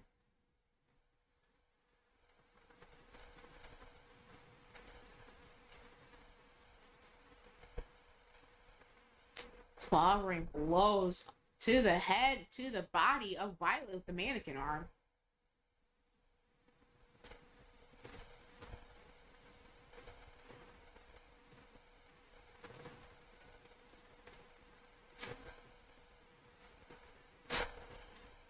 Papa Yu has something that he can teach young Violet. This should be interesting. When whatever you teach her comes to light. Shelly waiting for Violet to get back up. Back into The Reaper Death Seal. Violet taps 9-3. 10 minutes and some change left in this match.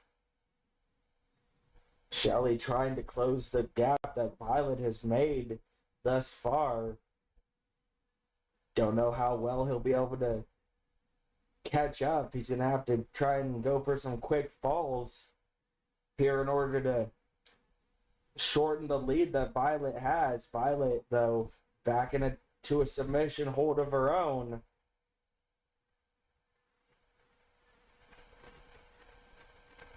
Letting Shelly out of it.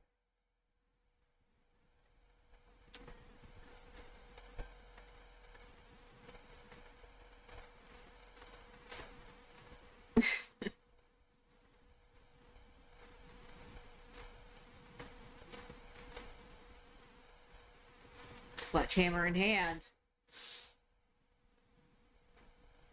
Kick the midsection. Holy series of shots and kicks from Violet Undertaker. Damn. Look, Lita, I'm just going to say this. Your whole entire family are instigators. Some of you are just more quiet about it than the others.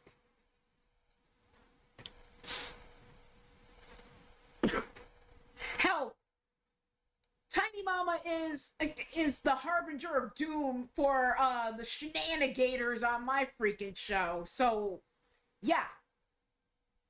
Pretty sure she's gonna be the same thing over here too, so. Yep.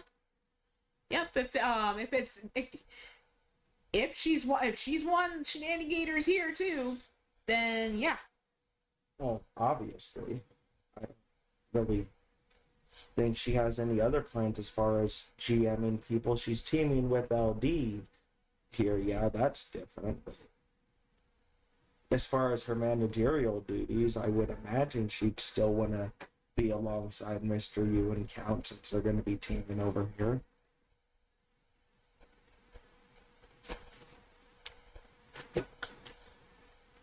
Because usually when I talk to Count every year, he usually tells me whatever goes on in your company, just do the same for mine. So, as per that request, I'd imagine that's what he would want. And another fall in Shelly's favor. 9-4.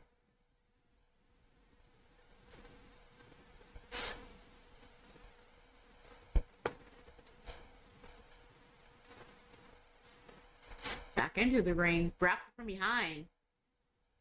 Right, with the uppercut to the back of the head.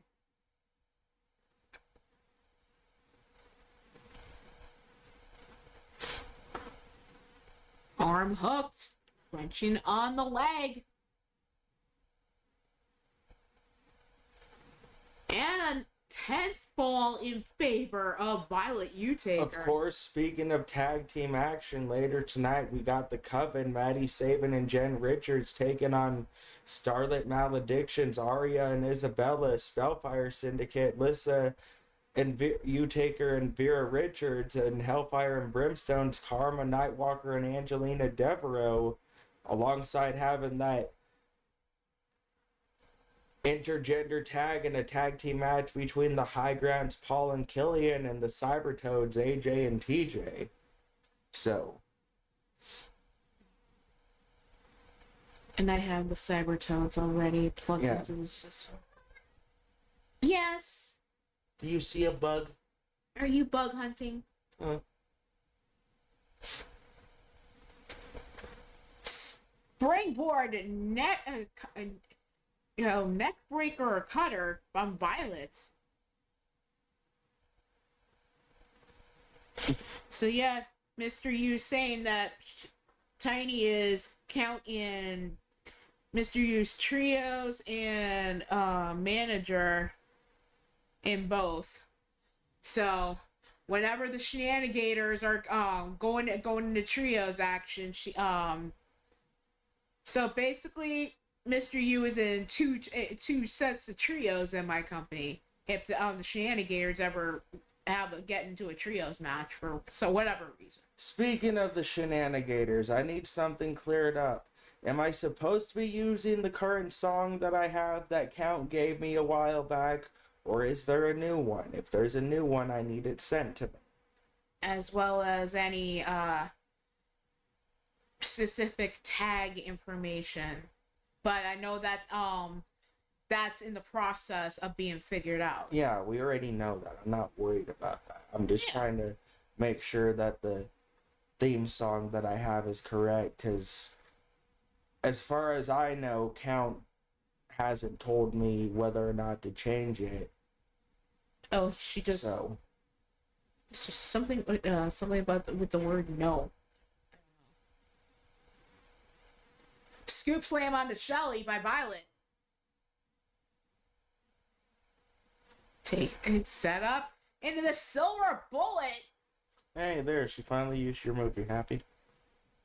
Is that a no, it's not supposed to be changed, or no, it's not the correct one?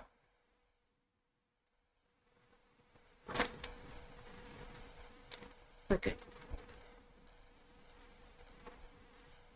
Shot to the face. Shelly, the Russian leg sweep setup. Alright, yeah. Into the submission. He said there's supposed to be a new one, but the PC issues are... Do you know what the name of the song was? Because I could just go look it up and download it myself later. Unless it was something that... Unless we're like something custom made and shit. But who knows? I don't know. If it's something I can just look up and go download on my end. Shelly whacked in the midsection with Janice. Yeah. takedown on Shelly. That's fine. I'll just keep using the one I have, I guess. Back into the Dragon's Bite for Violet. And another fall in her favor.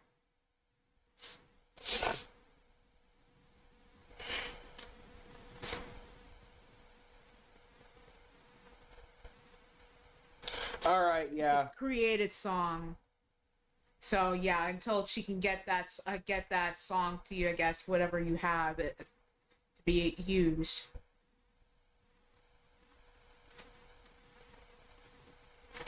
Lock up.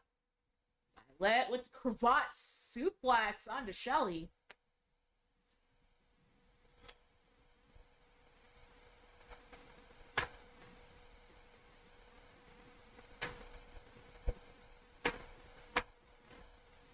Okay. Jabs to the face. Kick into the knee strike. And the neck breaker onto patella of Shelly. Blocked by Violet. Shot to the face. Nice takedown. Into the kick to the chest from Violet. Hey, look, I'm just saying I understand the whole House of Ruin concept, but this isn't even the first house I've had to try and burn down in my career. Remember Ghazi Yep. and all that stuff? When Ghazi was running KDW. Uh-huh. Yep.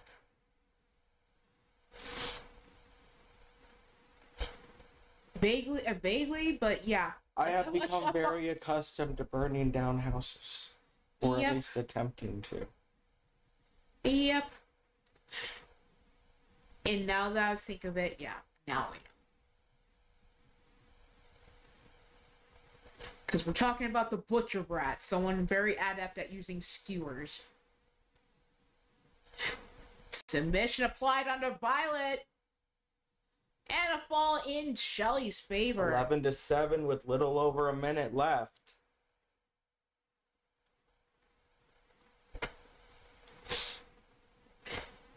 Papa you.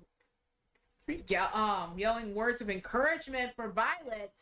Springboard forearm by Shelly takes Violet down, grabbing a hold of Janice. Hits her in the arm within, then tries throwing it. Don't know where the hell he was trying to throw it to. Props Violet up top. Probably just trying to give a lucky fan a souvenir. Here, catch.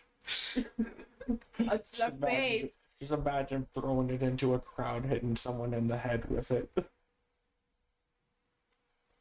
Cutter off the top onto Violet.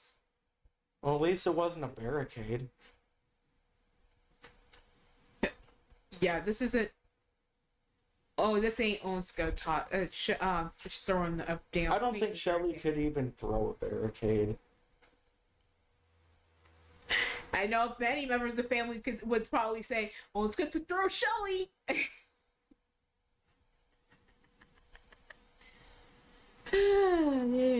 He'll turn Shelly into a barricade. Violet victorious here in this matchup. 11 falls to 7, our final score. Now up next, we have to move on to our Hell in a Cell match. Mr. U-Taker, Jose Blanco, meeting backstage last Tuesday. Mr. U getting the blunt end of that exchange. As everybody saw, now trying to send another message to Jose despite what happened last show. Taking things inside of the family playground, of course.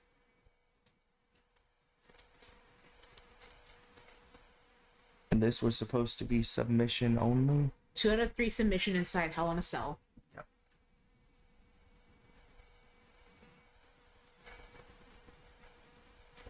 There's 2 out of 3 Hell in a Cell.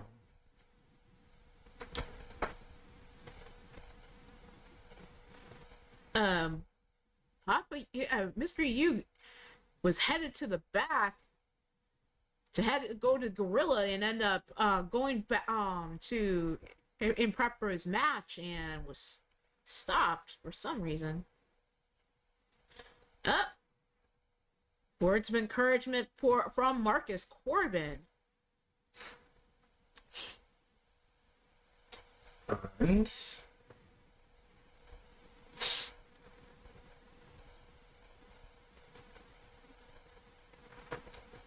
That's...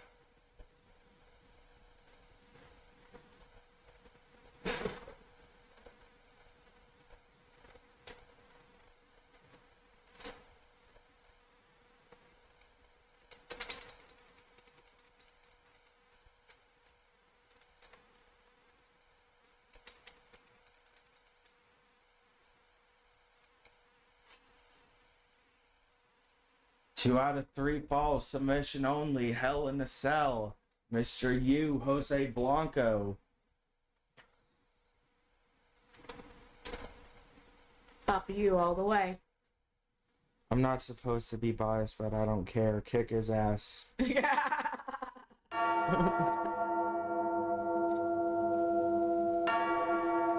Coming out first, that's 7 foot even weighing 358 pounds. From the outer circles of hell. Friends and family call him UT, but you can call him Mr. U-Taker. The patriarch of the U-Taker family.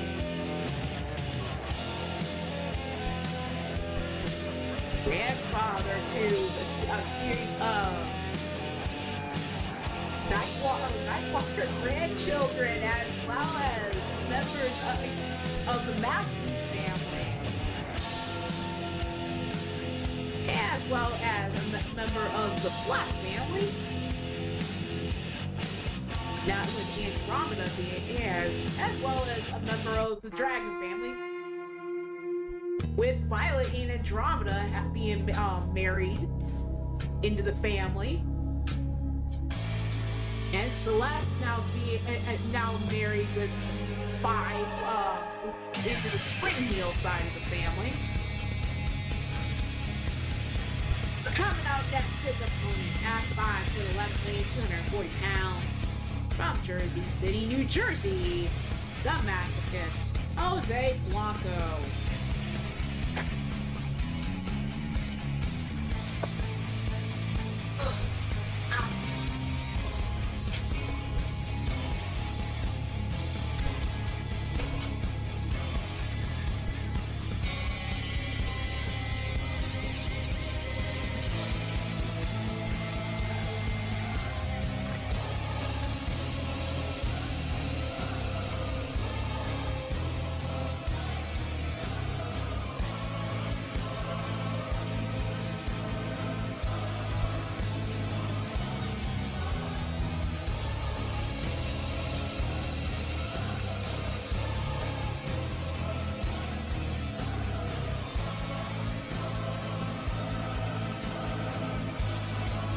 Just keeping a close eye on the surroundings in this matchup. Mr. Yu having to go against the leader of the House of Ruin. There's no telling where in the vicinity members of the other members of the house happen to be lurking. Shot to the midsection on Jose. Punch in return. Spin kick to the face of Mr. Yu.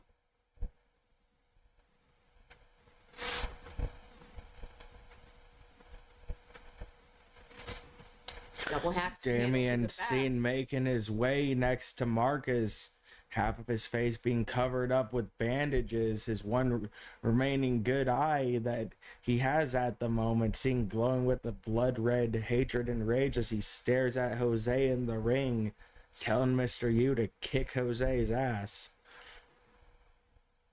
Blood red? Yeah. I already understand that sentiment right there. Yeah. Damien is beyond livid. And it's taken everything in him to have some sort of restraint. Jawbreaker from Jose. Both battling out between the ring and the cell wall at the moment.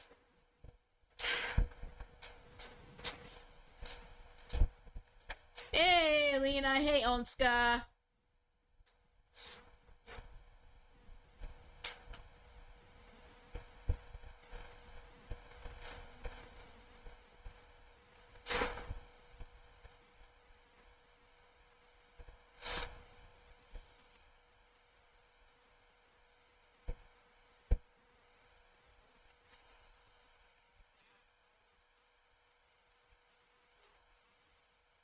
Jawbreaker to Jose.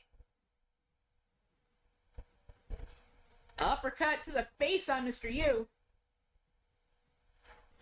Hope everybody that is trickling into the live chat is having a good evening. Jawbreaker to Jose. Uppercut to the face. Lena and Onskar here. Hey Lena, hey Onska. And Mr. out Yu the sending cell. Jose through the cell wall.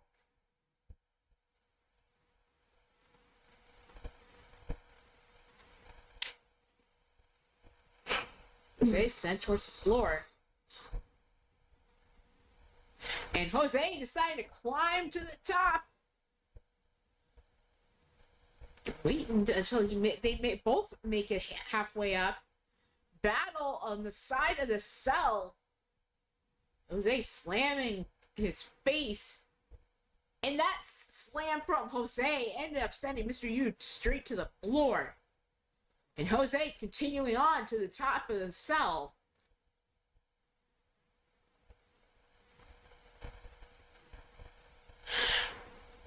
Mrs. Utaker arriving at the arena just to see this matchup, knowing that her husband is in action. Welcome to the stream, Tiny Mama.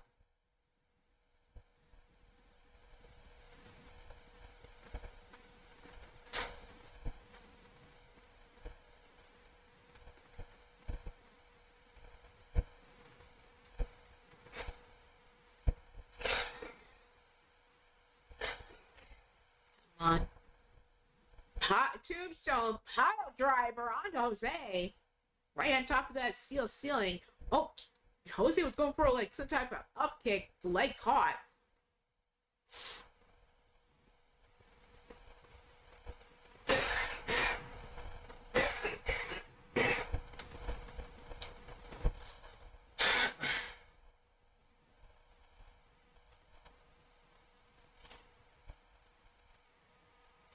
Side slam onto Jose. And Tiny Mama, fortunately, it's no longer just fireballs being used by the House of Ruin. Damien went after Jose to get some sort of vengeance after being beat down a couple weeks ago. He got the better of that exchange, but the bitch who attacked me last show, Karai, ended up coming out of nowhere, out of the trunk of a car, spewing toxic substance into his eye. And what makes it worse, he ended up getting the better of Andromeda later in their match too. With me in Andromeda's corner, and Ezra and I ended up quickly getting into that ring to make sure. So sorry for Jack tonight. Andromeda is gonna be in a fucking mood. Ooh, yes. Jack's gonna have to do a lot to calm her ass down after everything that's taken place. Mr. Yu going through the top of the cell there inadvertently after that powerbomb to Jose on the top. And Jose dropping down after him. Both men fighting now down on the side of the cell.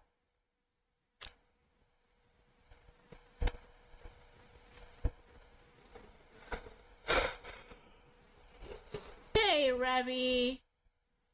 Oh, looking very pretty tonight.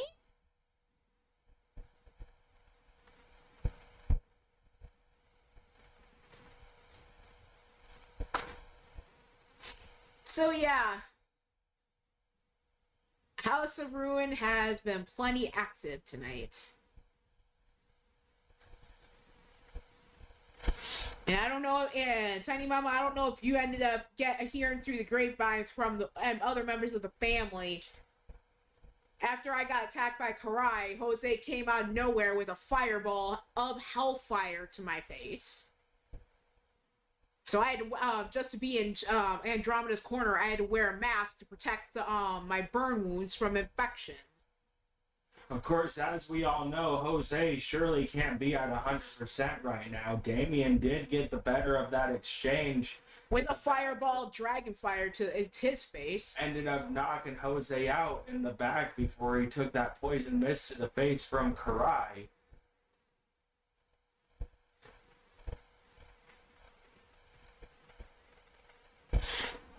No, Emma has not spoken. She was in action against you, Diamond Sky, and that's been about it.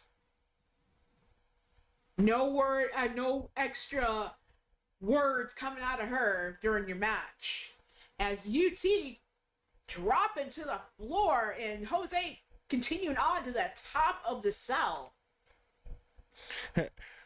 Tiny is everywhere. She is omnipotent. She is the one, and she is the one with the shadows. She is the end all be all. She's basically the supernatural CIA.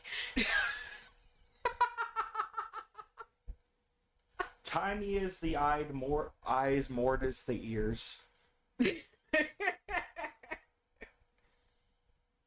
Jose and Mr. Yu taking it back down to the floor.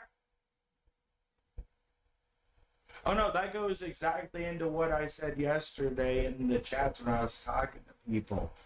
I said flat out, Tiny has eyes and ears everywhere. I'm not fucking lying about this. Everybody knows this. Well, everybody that knows her well it's enough not a knows running. it. It's not like it's not a running joke. It's a bona fide fact that hell, Mr. Yu is pretty much the same way. He may not say much, but when he does, yeah, Well, he's been paying attention. That's the thing that I mean. If Tiny's not there, one of her family members is there. She has eyes and ears everywhere. If she doesn't hear something directly, she'll hear it through another one of the family members who are surely there at the time to witness it happen. So, And then through the grapevine of the throughout the rest of the family, eventually she's gonna end up hearing about it.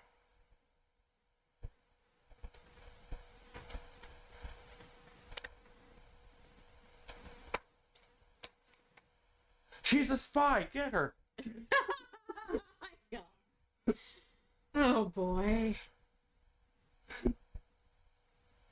And I guess there's confusion on whether they want to take it to the top of the cell or just take it to the floor. No, Mr. Yu is just trying to find the best place around the ring to plant the body after he's done with it. Oh man, like a supernatural mafia family. Shit. I mean, if you technically get around to it, we all kind of are. In a Yep. way. Well, hell, with all the supernatural species we have, witch, lycan, vampire, You cannot dark convince me. angel. You cannot convince me, and yes, Clinton is a part of this family. You cannot convince me that fucking Clinton is not secretly a fucking mafia boss on the side, along with all the other shit he claims to be. I would be fucking surprised. Hell, we're talking about the one true devil who runs hell. Yeah, a realm, at least a realm, when in collaboration with Queen DA, aka Tiny.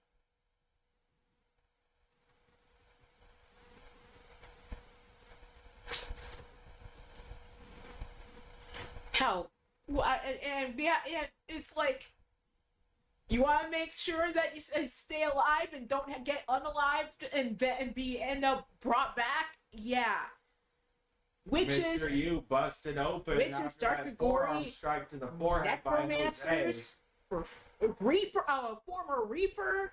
Big boot to the face by Mr. Yu Taker. Jeez Louise.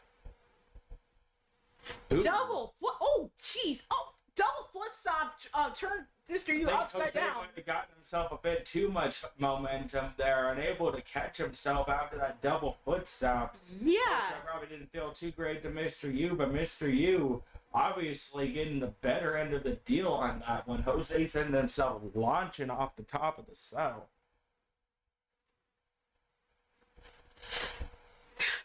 This is shit going on in the live chat.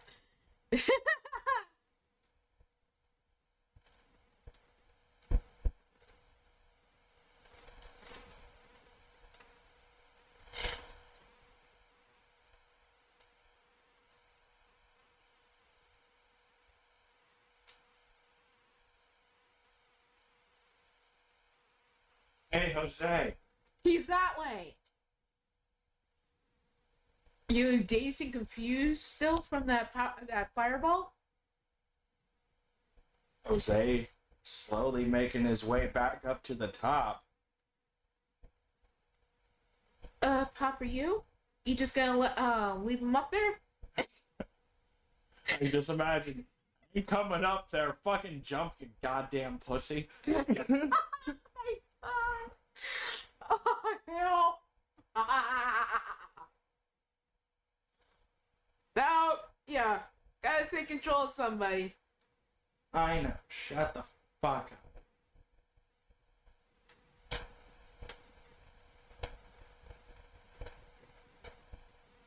Alright.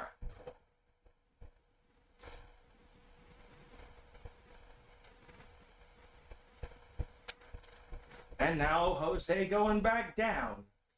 Oh my gosh. I swear it's like musical chairs with this freaking hell in a Jose being cell. the coward ass punk bitch that he is. Can't stay up there. Mr. U dropping down into the ring, sliding to the outside, going around the Surprise! shortcut to get to Jose, punch to the face, not playing this back and forth bullshit with him, sending him towards the barricade.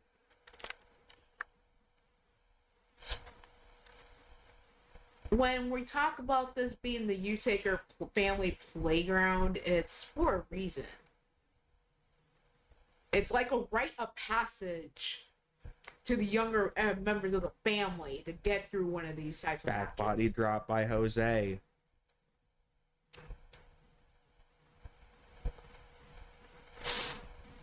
Shot to the face. Mr. U sent down to a knee. Elbow to the face, back up.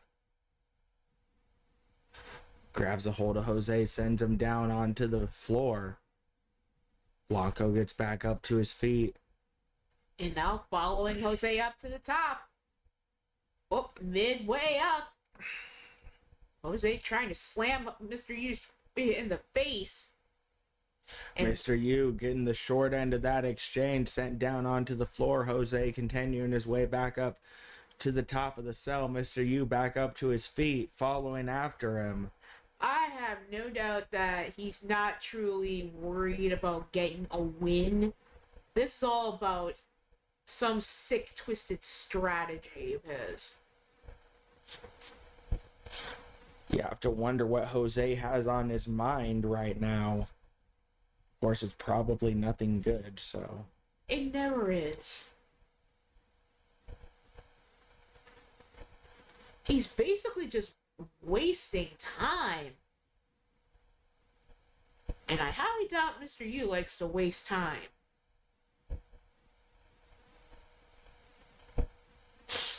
Oh, I'd argue Mr. U has all the time in the world for this. Right now, Jose seeming to be the one to try and get away from Mr. U, as Marcus was saying in the chat. Looking like he wants nothing to do with him. Jose now getting the short end of that exchange as he gets sent off the side of the cell. Mr. U up top waiting for Jose to follow after him. Backing up a little bit, giving Jose room to get back up top.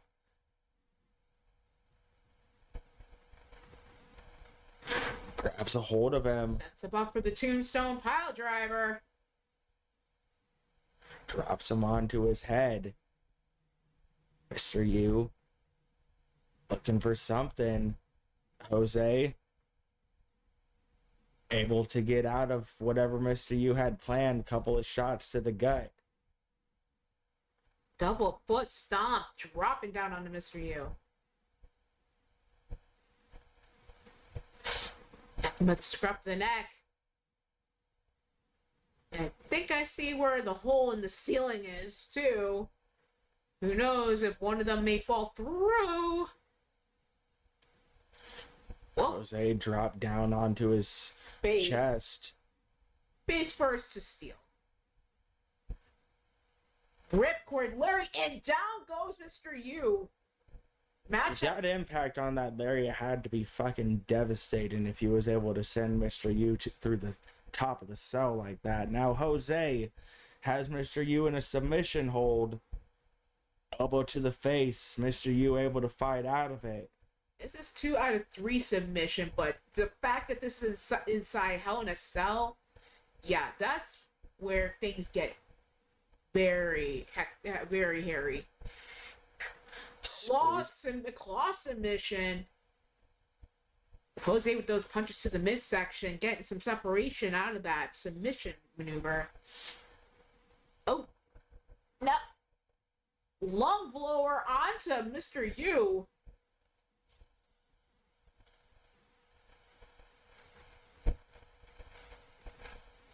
Set up into the Cobra clutch onto Mr. U. Does not tap. Marcus seen yelling at Mr. U to hold on and keep fighting. I'm pretty sure Mr. U never expected this fight to be easy, of course.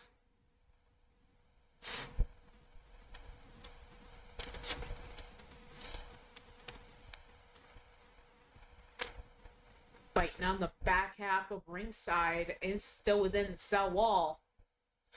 Up next, we got a Crazy 8 elimination match between Brian LG, Turmoil, Melina Black, Lissa Utaker, Michael Nightwalker, Kasara Utaker, Primetime Sean Sanders, and Max Blaylock. Oh. See, got in mind. Oh, whatever Mr. U was raring to do, changed his mind, deciding to go up top. Double axe handle to the top of the head. And then yeets him by the leg across the floor of the ring. Jose back up to his feet. Mr. U, though, continuing the offensive. Couple of strikes. Jose sent into the corner. Tree of Woe in the corner. Boot to the chest. Foot choke in the corner.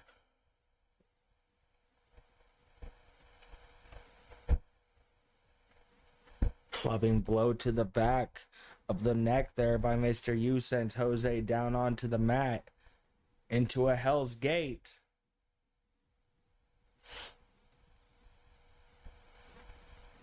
Jose taps Mr. U, scores the first fall. Mr. U gets pushed away by Jose. Set up into the upwards knee shot to the face on Mr. U. Flips him over. Jose going back into that Cobra clutch submission.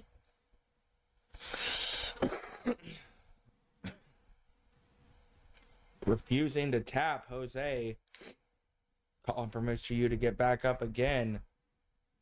Again with that upward shot to the face. And out the back is Mr. U. Kick to the back of the leg. Double-handed. Choke slam onto Jose. Jose brought back up to his feet. Kick to the gut. Looking Hoists for the him up. last ride power bomb. Now into a single leg Boston Crab. Sits down into the submission. But Jose, the self-proclaimed masochist, not giving in. Double axe handle off the turnbuckle onto Jose. Flips him over. Again, going for Hell's Gate submission. Is this it? And yes, it is. Jose tapping, Mr. Yu getting the better end of this exchange. One could argue self-preservation for Jose after everything he went through earlier tonight with Damian, but regardless, Mr. Yu victorious in this exchange. Will this be the last time these two face off against each other? Remains to be seen. I doubt this is gonna be the last, but shall see. Next up, Crazy 8 Balls Count Anywhere.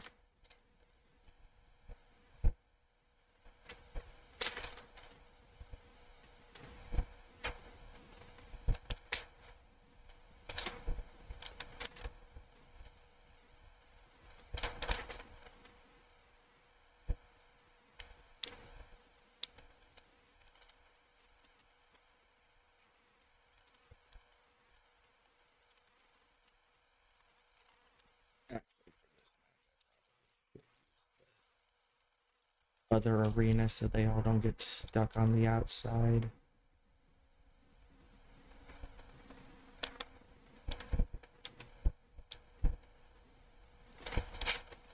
So Brian LG, Turmoil. Melina.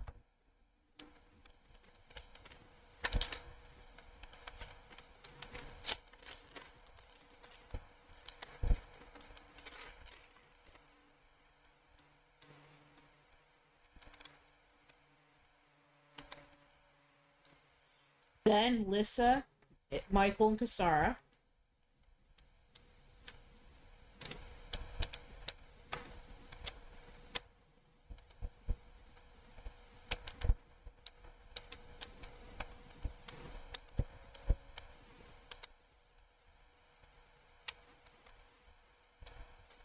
Then Primetime and Max.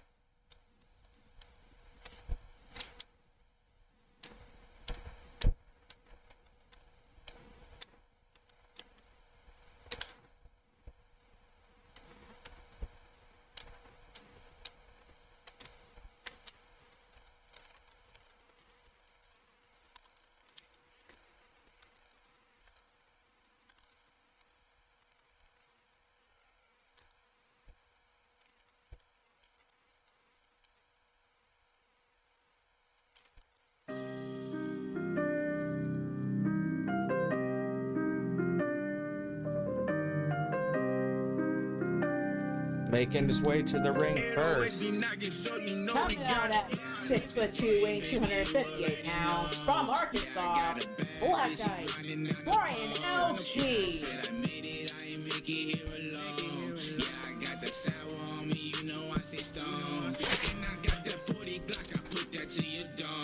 Yeah, she hit my phone. Stop hitting my phone. Yeah, she home alone. She gon' do you wrong. Yeah, I'm in my zone. I'm in my motherfucking zone. VVS is if you look at me now. My bloody all up on this ape shit. We the realest one that coming straight out of town. Tell me something, would you bang on me now? Tell me something, would you pay for the drown? I've been up for days, go all sleep. Hear the devil, homie, when they look with a smile. I can see it through the hate and the lies. Bitches love it, but they fake in the skies. Pray the Lord if I can make it alive. The jungle real, but the realest survive. Yeah, yeah, I've been trapping out the sink. Yeah, if they wanna let them hit. I've been sipping on the drink. Yeah, make it so they make a drink. I'm with the game, baby, you already know. Yeah, I got a bad bitch, she grinding down the pole. Yeah, I said I made.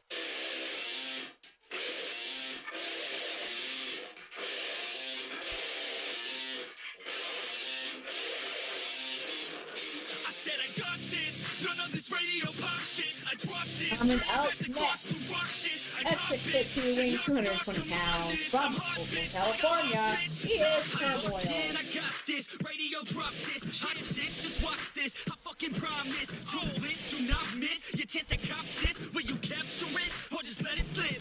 All they say I wanna be in, cause my rap is tight. No, really, they just give a fuck that I ain't black and white. I'm not anyone else, man. I'm one of a kind. So Catch you later, Tiny. Tell Chase, Morgana, Samantha, and them I say hi, and I'll be there, like I said, as soon as this is over with. Same here. Michael Nightwalker, welcome in.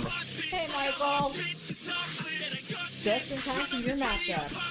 I drop this, turning back the clock to rock shit. I cop it, said knock knock, I'm on this. I'm hot bitch, like a hot bitch, the topless. I love the girls that fuck with my music. Getting referrals from the girls, love to booze it. Party and lose it, that's the life I'm choosing. Not losing, that's my 2 cents, so use it. You know I'm back, as a matter of fact. I'm better than ever, never been better. I know that, I wrote that. Sipping on some coke and no jack. Could stare and bitch and take a pic. Kodak, I'm threatening the game, cause money and fame, they don't affect my brain. It's fucking all the same. I'm sick of And our next competitor.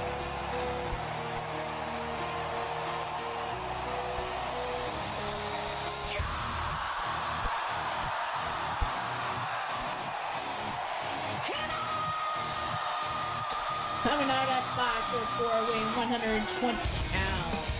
From Wichita, Kansas, Melina.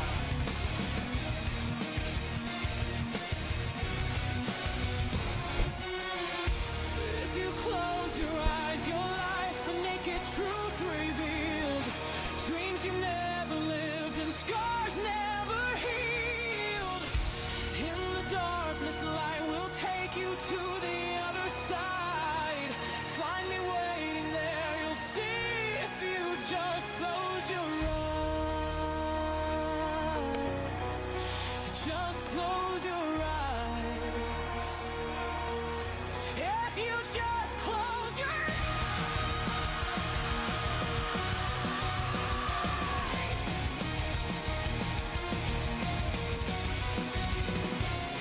Deceived by my eyes, and all I was told I should see. Opinions not mine, the person they taught me to be. One night in the dark, a vision of someone All right, I Tyler. know.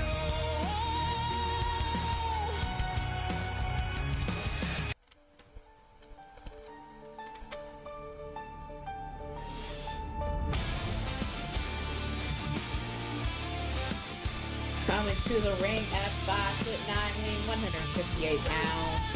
From Transylvania, Romania, Lisa Utaker.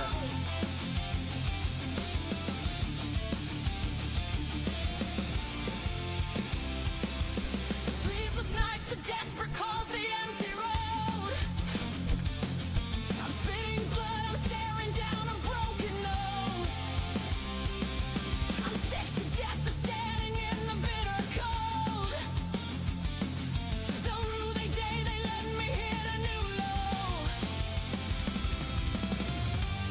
'Cause I'm no one's shadow. I found the lights and I'm not going back there. I talk to your ghost every night in my sleep. And I say I'm through playing dead and I don't care. You can block the exits, I ain't flinching. Bayside build me.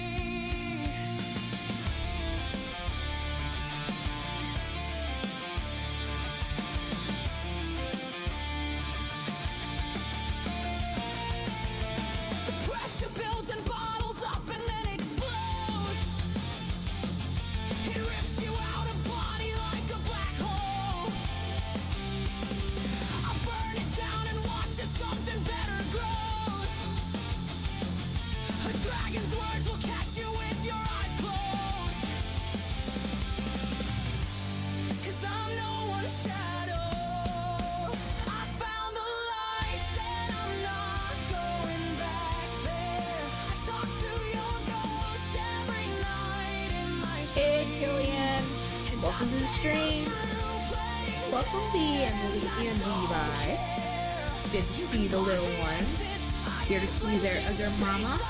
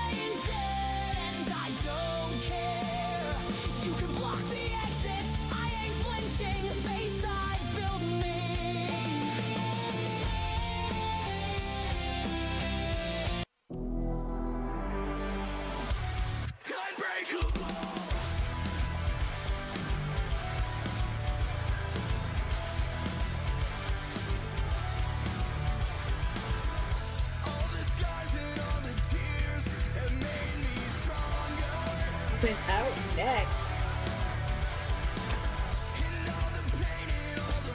At 6'2", weighing 257 pounds, from Sioux City, South Dakota, Michael Nightwalker. Killian's like, and just like, it's okay, bro. You can read the list only. The others understand fully. Killian's like, and risk my twin sister coming after my ass. Nah, I'm good. Listen, maybe my wife, but Katara still scares me sometimes. Hell, God only knows what Kasara would have done then. I don't think Katara would really care, and I know Killian knows Kasara probably wouldn't care. It's just the fact that it's Kasara. It's better not to risk it in general. Yeah, who knows what Kasara was capable of in the womb. Speaking of, coming out at 5'6", weighing 130 pounds, from the outer circle of hell, Kasara Utaker. Told me that I should've quit, that I'll never finish it, that I'll never reach the top, and no one knows that I exist. But I kept climbing, kept grinding every day, and I kept writing everything I had to say. Now they wanna shut me up, shut me in, shut me out. Yeah, I'd be mad too if someone made me At shut first, my you mouth. never change and make up your mind.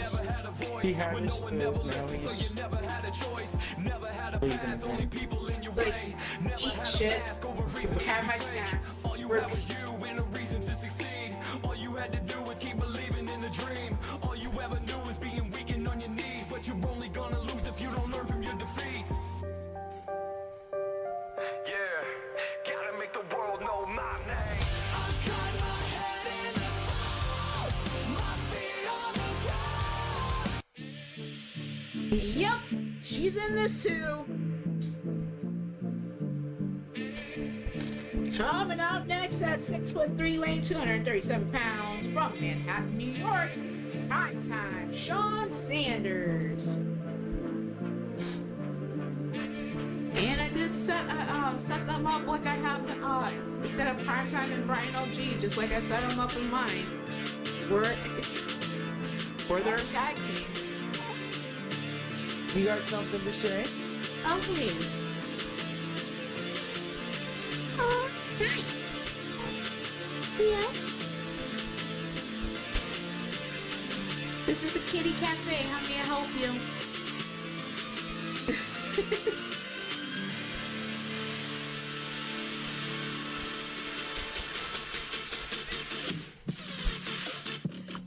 No. Who do you think's gonna win? And now for our final competitor.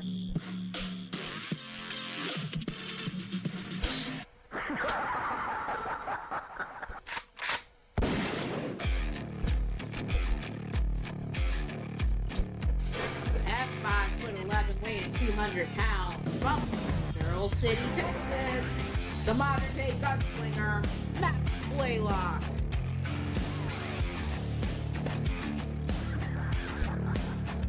So yeah, family for the win of epic proportions. Yeah. Parker said, keep it. Yeah, honestly, the only one right now that's scared of Kasara is Leon these days.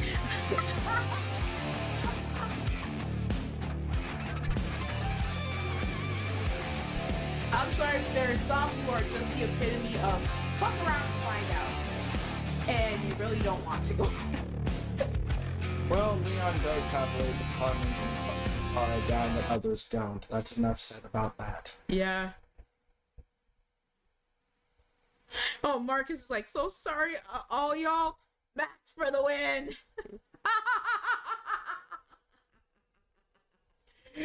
This is crazy 8 elimination. Falls count anywhere. Up next, I believe we got the Cybertoads, TJ and... No. Huh? The way you have it, you got Oh, that tag team match. tag team match. The... With Maddie and Jen versus Arya and Isabella versus Lissa and Vera versus Karma and Lena. So that would mean Lissa would be fighting back to back. Yep. So up to you if you wanted to switch that around to give. Nope. Okay. Because I have plans for all these tag matches. Okay. Fair enough. Winners of these tag matches will be able to pick the stipulation for their first round match in the tournament. So,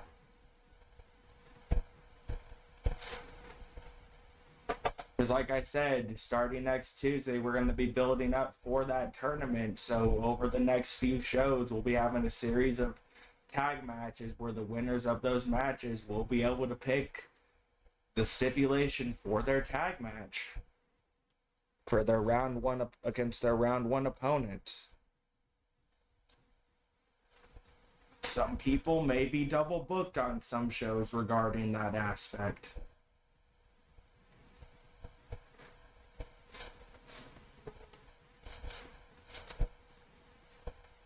Once we figure all that out and get all that out of the way, we'll end up starting the tournament.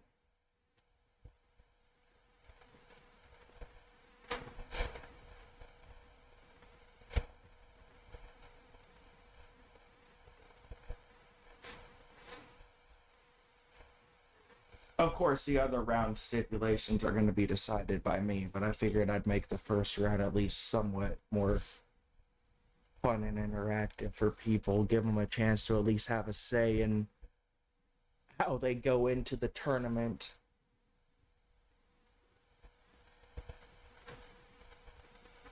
Cover on the outside by Brian LG on to Lissa. Lissa able to kick out before the ref can even begin his count. Melina springboard Enzuigiri to the face of Primetime. Lissa dropping the elbow onto the back of the neck of Brian. Primetime sending Max onto the ring apron. Gets caught from behind by Turmoil. Reverse Russian leg sweep into a series of strikes to the face. Michael back up to his feet. Pinning predicament on Melina. Only a 1 count. Flying uppercut to Max on the outside as he ends up rolling to the outside there. Not really seeing Lissa coming at him. Only a 2 count though. Covering the ring on Michael by Melina. 2 count again. Lissa working over Max on the outside. Brian LG wrenching the neck of Kasara in the middle of the ring. Stomp to the chest. Michael comes up from behind Brian. Sends him into the... Hey, Max Blaylock in the live chat. Welcome to the stream. Anyway, sends him into the corner. Now Brian LG out of the corner. Was to the gut. Spear by Kasara, catching Brian LG off guard. Honestly, a nice bit of tag team action there, in a sense, by Kasara and Michael. Michael able to provide the distraction long enough for Kasara to hit that spear. Unable to capitalize, though, with a fall. Scoop slam by Brian, only a 1 count. Everybody else fighting on the outside. Double axe handle onto Kasara. Max going underneath the ring over on the far side of the ring, bringing out a barbed wire bat. LG eyeballed Kasara, kicked in the midsection, stunner into the cover. 2 count only, unable to eliminate her. Yeah. Oh, Lissa up into the knee shot from Melina.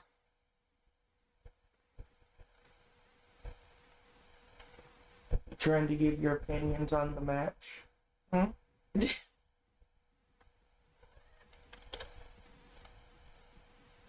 Hope you're doing well, Max. Cover. Kasara looking like he has a cover on someone over there. Max Blaylock, or no, that was Lissa over there. Yeah, with Kasara's the in the cover ring on with Max. Brian LG right now. What? Kasara with the cover. See, I was right. I can see the future. Okay, Miss Cleo. Lissa comes running with the barbed wire bat. Michael Nightwalker eliminated Oh, who eliminated him? Max Blaylock, it looked like, over there. Oh, okay. And Kasara with that some type of elbow drop in the ring onto Brian, and it's Lissa. Roll up by Primetime, unable to get a fall. Looked like only a 1 count inside the ring. Kasara attempting to eliminate Brian LG. Brian sent into the corner. And Primetime trying to swing for the fences with the damn mannequin arm and missing. Prime Time, you are whiffing on those swings until you finally swung on Lissa.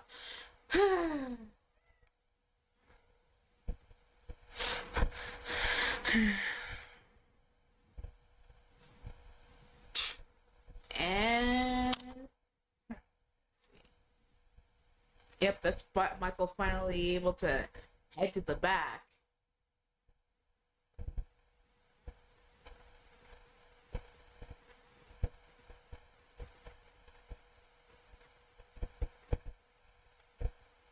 Turmoil. Oh, wait a minute. Brian has up Prime Time.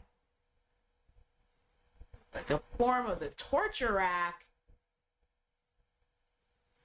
No tap out by Prime Time.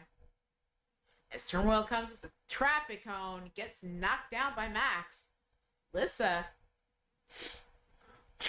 getting up to her feet. Kasara eating a shot to the face from Melina. Melina lifting her up. Knee shot to the face. Prime Time exits the ring to get back into the action. Only a 2 count there. Now Brian LG going for a cover onto Lissa. Lissa kicking out at 2. Elbow drop to the back by Max Blaylock onto Sean Sanders. Now grabs a hold of Melina. Hooks the arm. Into the Kimura. Onto Melina. Melina No refusing to tap. Lock up between Primetime and Brian LG. Primetime sent across the floor towards the barricade. Primetime turns his attention to Max. Double team by Brian LG and Casares, whipping Max down onto his face. Casares sent to the barricade by Melina. Lissa with the ripcord. Knee shot to the face on Melina. Kick out at 2. Max sent towards the ring apron. Casares sliding back into the ring. Goes back to the outside. Stomp to the leg of Max by Brian LG. Gets caught from behind by Casares. Dropped onto his back. Now Casares with the boots to the side of the head. Series of suplexes there by Sanders onto Melina. Gets sent into Covered the by barricade. Max eliminated.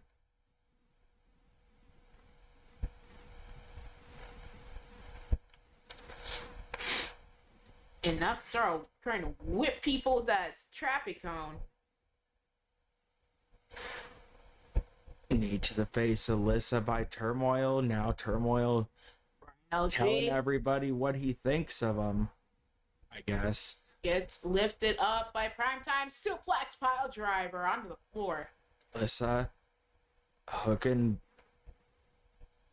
And Brian's been Turmoil up. eliminated by LG Primetime. eliminated. Yes, now Lissa going for a cover on Turmoil. So- Turmoil kicks out at 2. Sorry, after that airborne DDT off the top turnbuckle into the cover on Melina.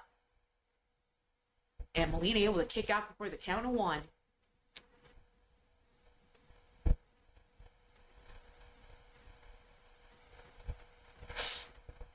Primetime grappling from behind on Lissa, sets her up, drives her head first into the floor, into the cover. Kick out at 2. Casares is focused on Melina inside the ring. Turmoil going up to Primetime. Knee shot to the face into the cover. Meanwhile, in the ring, Casares sliding elbow One to count the only. chest. One count only on Primetime. Barbed wire bat knocking down Casares. Now Lissa inside the ring working over Melina with the barbed wire bat. Melina eliminated. Must have got a knockout with those swings. Stun Dog Millionaire onto More like a Lissa. wheelbarrow stunner. wheelbarrow stunner. Okay. Yeah. Now rear DDT into Turmoil by Casares in Primetime, lifting up Casares. Powerbomb into the cover. Kick out at 2. Lock up between Turmoil and Lissa. Turmoil sent towards the barricade. We're down to 4 competitors now. Sanders, Kasara, Turmoil, and Lissa. Kasara grabs hold of Lissa. Double underhook, twisting neckbreaker, cover. Lissa eliminated. Turmoil missing that drop kick off the top turnbuckle on Primetime. Down to Kasara, Primetime, and Turmoil. Drop down. Leapfrog. Flapjack. Dropping Primetime onto his face. Kasara heads to the ring apron. She's got choice on who to target. And counter by Primetime saw her headed towards him in the air. Now Turmoil drops Primetime, broke Burks onto the top rope. Turmoil sent to the ring apron, stunned over the top rope by Kasara. Kasara hopping up top, sees Primetime on his knees, flexing, drops right down onto him with a shot to the head.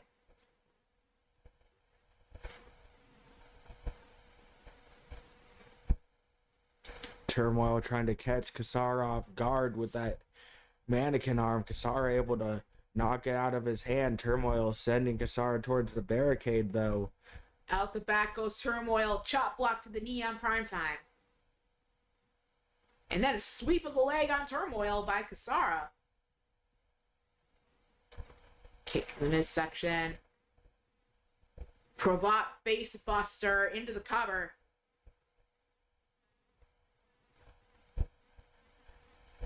Kick out at 2. Sanders just biding his time, trying to let Kasara and Turmoil handle their business. And Probably Kasara to showing try and telling catch Turmoil himself a bit what of she a breather. like can kiss her butt. Anyway, probably trying to catch himself a bit of a breather. Destroyer on the Turmoil by Primetime into the cover. And it's down to Kasara and Primetime Sean Sanders. Sanders grabs a hold of Kasara, sends her towards the barricade.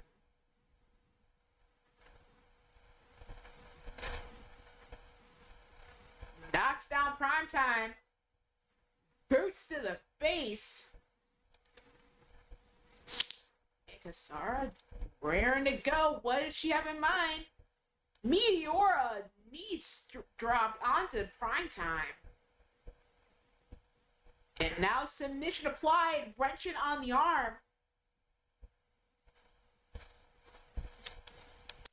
Sanders refusing to tap. Kasara lets him out of the hold.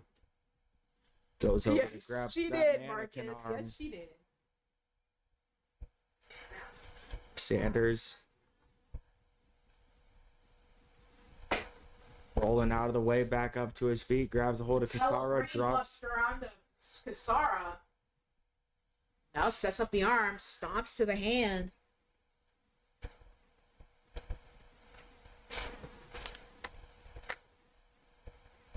Kasara sent towards that barricade.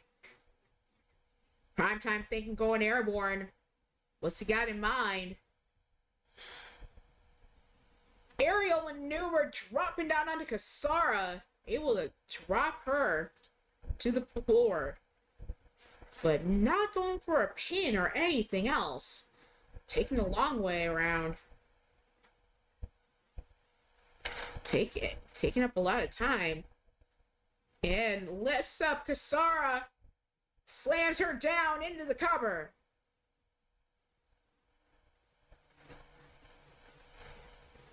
That is it. Sean Sanders, your winner of this matchup. Holy moly.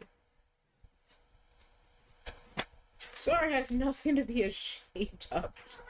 As long as she lasts in this matchup. What are you protesting against the result, Onyx? I copy pasted what you sent me in a Google document so I can better see it. Because I know right now it's just setting up Maddie and John.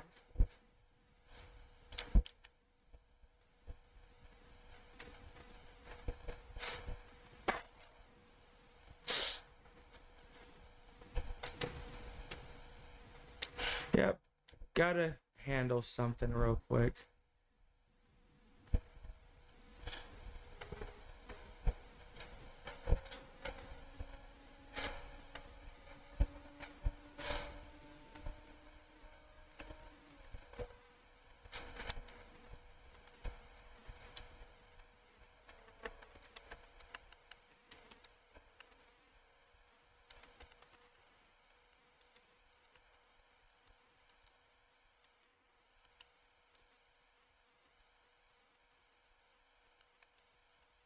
Have to do a quick setup of a tag team and then we'll get started.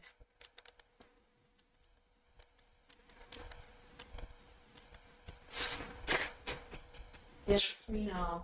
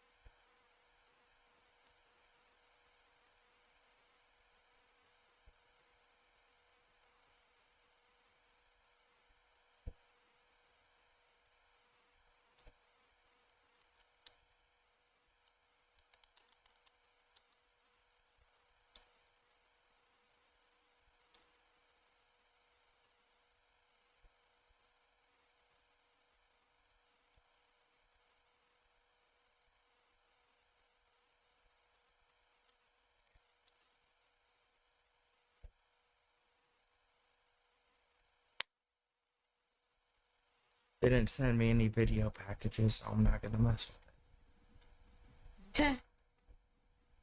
If they want different video packages, they can update that information for me.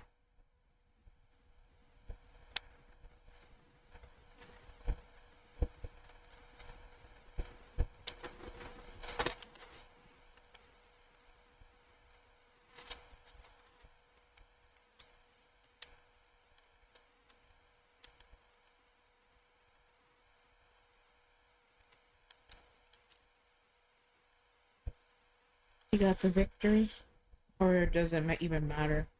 The Victor they want's not in the game. They Oh. don't have an MSK victory in the game. That stinks. Anywho, tag team action coming up right now. What's the matchup? Hold on a minute. So let me get to that page. Okay. That would be elimination pin submission only. Falls count anywhere for this this multi tag match.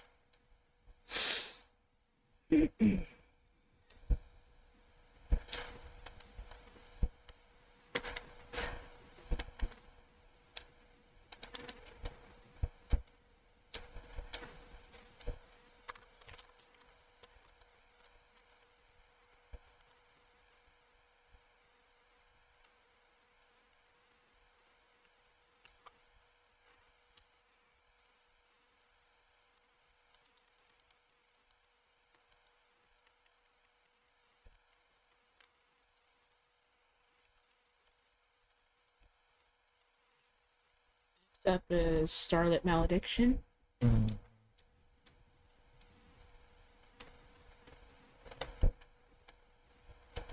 Spellfire Syndicate.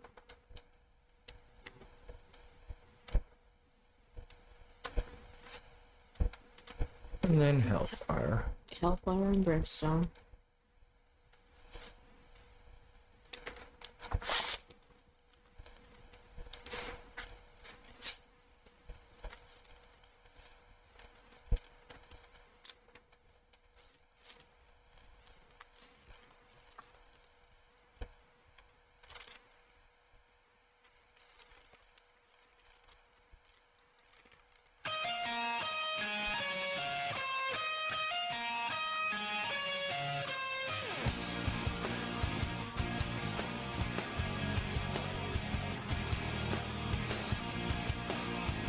Coming out first, at 5'10", weighing 141 pounds, from Nashville, Tennessee, Jen Richards.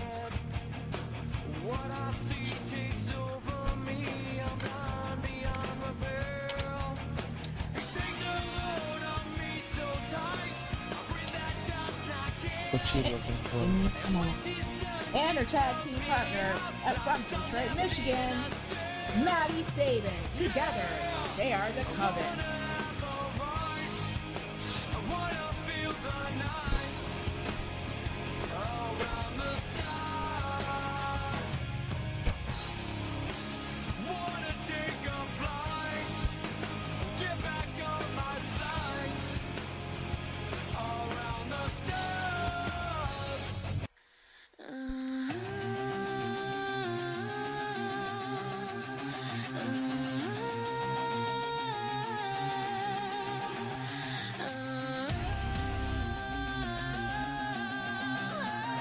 Out next,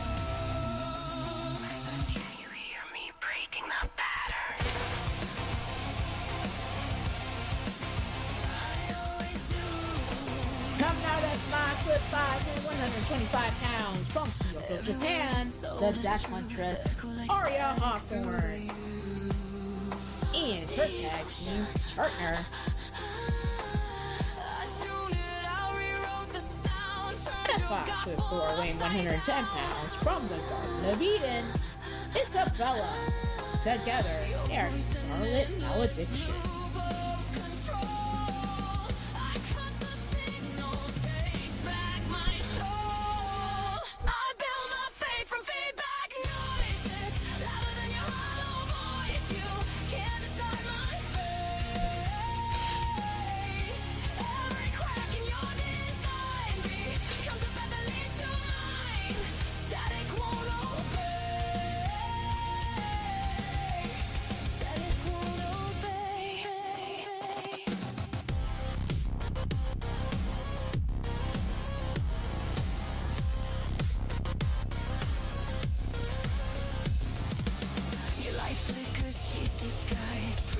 Hope with empty eyes. I won't fit. You call it order, I call it chains. I found beauty inside my disarray.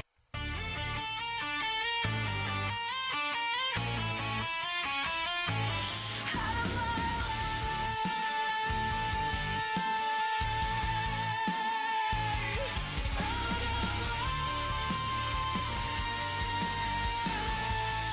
Calling out next, at 5'8", weighing 138 pounds, from Dragon Bella, Vera Richards. And her tag team partner, at 5'9", weighing 158 pounds, from Transylvania, Romania, Lissa Utaker.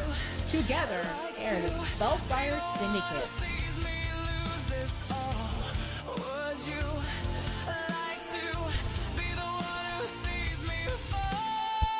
Nobody's gonna stand in my way. Give it up, son, I'm doing Well, sweetie, maybe because you're going up against your future in-laws, which will be official as of next week. That's why. Perfectly normal, son. Perfectly normal. think the worst is over now, but you can't breathe at all. You like to think you're owed a favor now. Man, you've seen it all. Did you want to be the one who pushed me off the wall? Did you want to be the one who let me fall?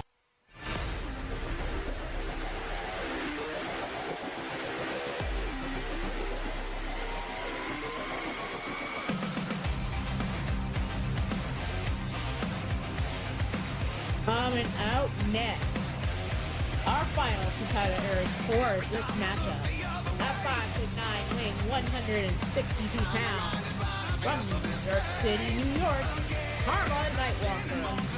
And at 5'8", weighing 144 pounds, from New York, Spears, Angelina Devereaux.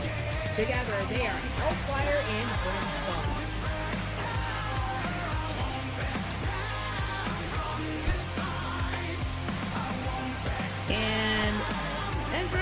Andromeda's definitely not wrong.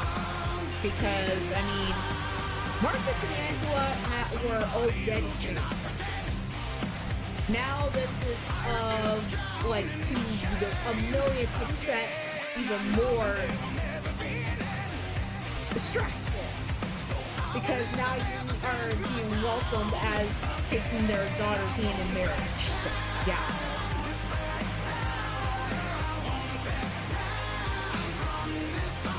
So that ups the nerves.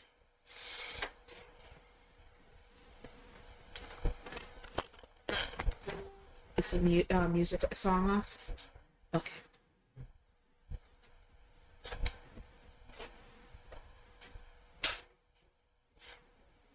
Okay, this is elimination style pin submission for this tag match.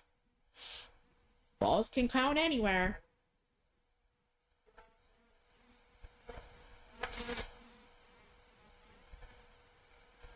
Karma with the chops and kick to the face of Violet, Abira.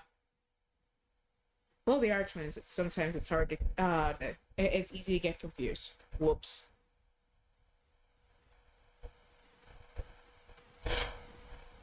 Jen with the snap suplex onto Alyssa. And she went to drop down onto somebody, didn't connect.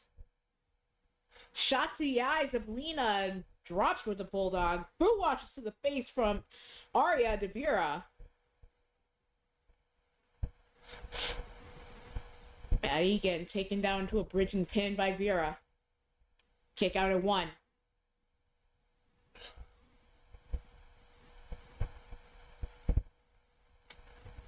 Arya coming in with the kendo stick. Teeing off onto Karma. Alyssa. Nope. Arya punching the face of Karma.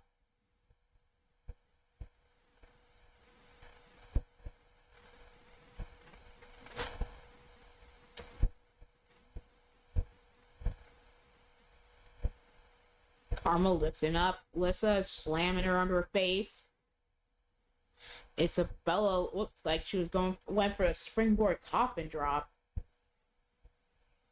Now getting into back and forth between herself and Lena. A nice wheelbarrow into a hip toss. Jen with the cover on Vera. Kick out. Now Isabella with the cover. Busted up by Karma.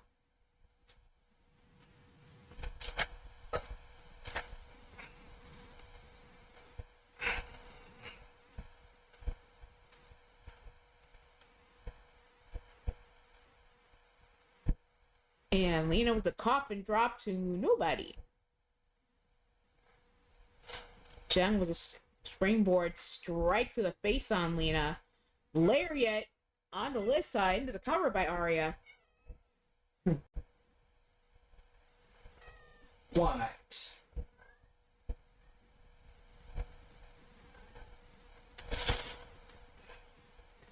Lena with the cover on Isabella. Kick out at 2.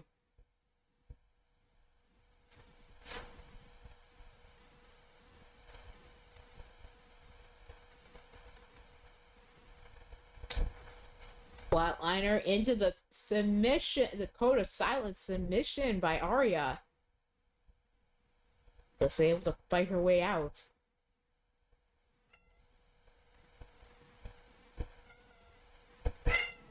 Arya sent flying out of the ring.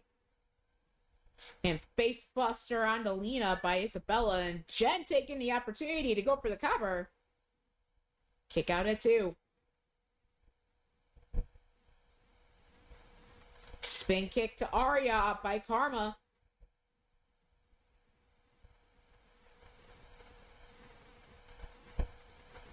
Alyssa with that springboard cutter onto Karma.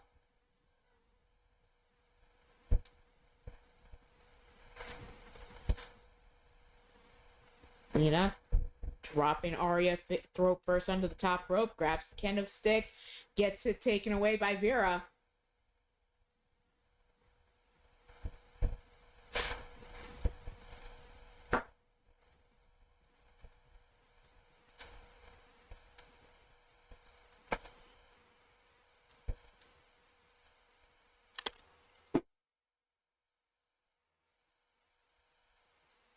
Arya dumped onto her head with that suplex by Alyssa.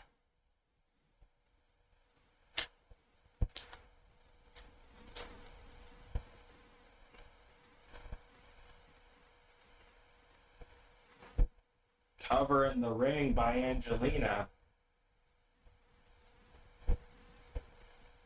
Up by Maddie.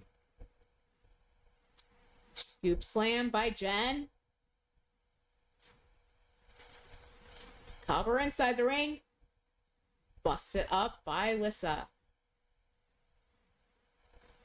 Tornado DDT onto Jen by Alyssa. Turns her attention to Isabella. Of course, as I said, we need to crown men and women's tag team champions. The winner of this matchup will be able to determine their first round stipulation going into the tournament. Cover by Bira. Over the next few weeks, we'll be having a series of four-way tag team matches between all the teams, with the winner of each match being able to do the exact same thing as the winners of this one. Arya working over the arm on Maddie. Double knees to the spine. And Lena slammed down by Alyssa.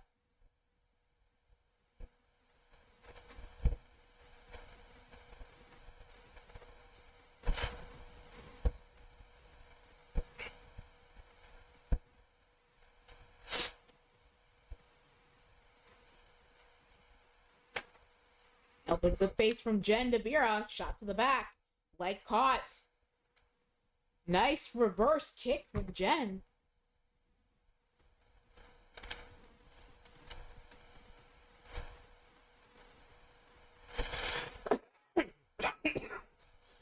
Cover. Only a 1 count. More tag team action coming up as we got AJ and TJ, the Cyber Toads, taking on Paul Utaker and Clinton McCleary of the High Ground. After that, our main event, Ezra Black and Rebby Corbin, Blood Moon Serenade, taking on Aristides, Marcus Corbin, and Angela Corbin. 2 count inside the ring. Shot to the back on Lena. Arya flips her up. Out the back end. Shoves away Arya. Bira with a amp takedown onto Maddie. And going back to the tag team tournament, said this before, but just a reminder, the winners of these tournaments will be crowned the new tag team champions here in the company. Both sets of champions, the Dragon families, Kasumi and Jen. Kasumi unable to return to the roster. Maddie taking her place to try and help her reclaim her gold in the tournament. As well as the Scavengers, J Vulture and J Dog. Iron Claw submission onto Karma. J Dog also not returning to the company. J Vulture choosing to go in singles action this year in the company. So the men's titles are being vacated as well. So both titles need champions. Both champions, of course, will meet at the pay-per-view to unify those titles. Ma'am, I'm sorry. I don't have no food for you. You've already had your candidate. You're gonna have to settle with your other food. With me a whiny bread. Cover on Maddie. Busted up at 2. This is elimination, right? Yeah. Okay. Just like it was in the card. Jen whipped towards the barricade. And Arya busted open. Pretty sure it is elimination. As far as I know, but... Nope, elimination's off. So it's just one fall to a finish. Okay. Well, then... Either way, a winner is gonna happen.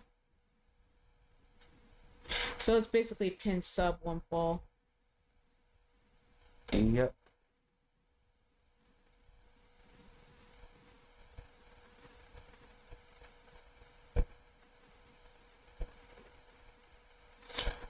Victoria. Code of silent submission locked in onto Maddie. And Maddie taps.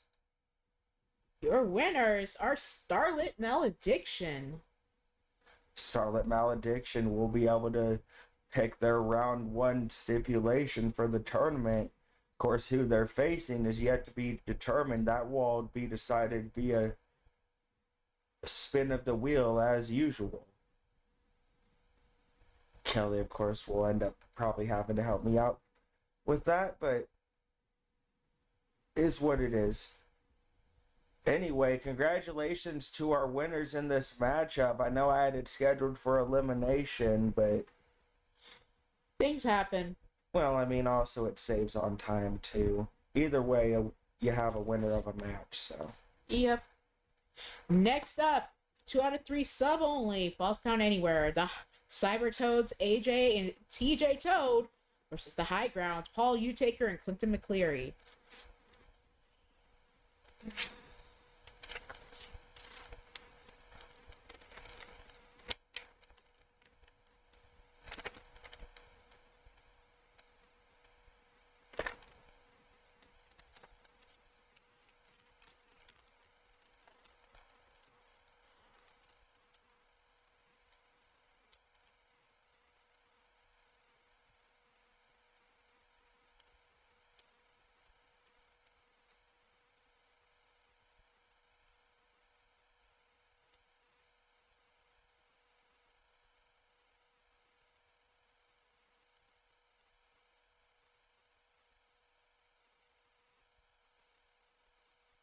It's the false count.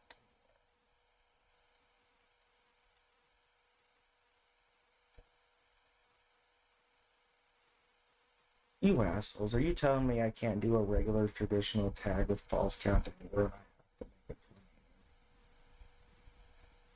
it. What a bunch of dickbags.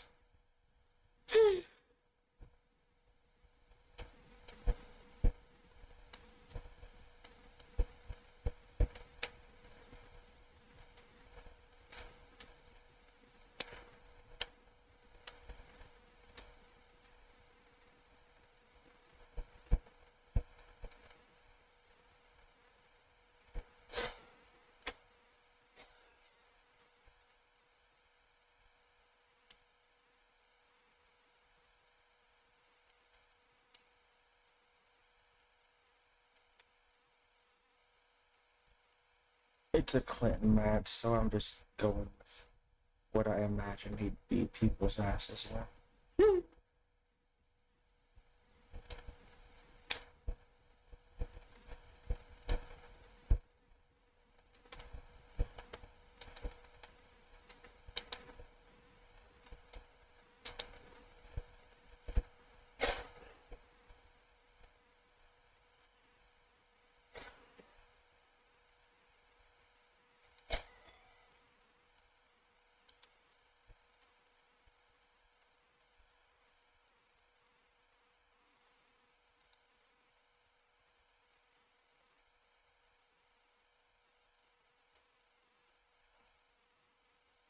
You've got the Cyber Toads taking on the High Ground. 2 out of 3 submissions.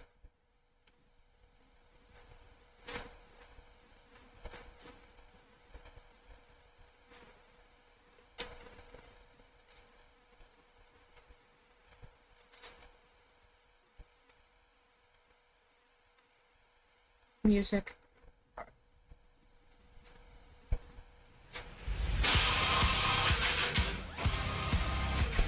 Coming out first at 6'5", weighing 275 pounds. From the Blue Toad, from the Mushroom Kingdom, the Blue Toad, TJ Toad. And his tag team partner at 5'4", weighing 219 pounds, from Dallas, Texas. He is AJ. Together they are the Cyber Toads.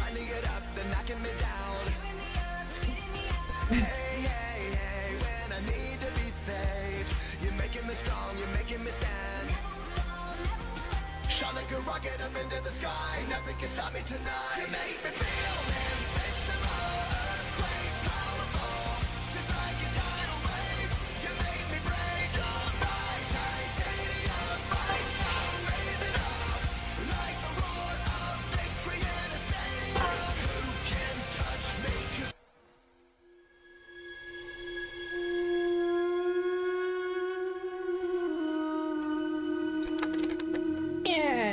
opponents at 6'3", weighing 270 pounds. From Waterford, Ireland, he is the one true devil, Clinton McCleary. And his tag team partner at 6'10", weighing 320 pounds. From the Outer Circles of Hell, the Heir to Darkness, Paul Utaker. Together, they are the High Ground.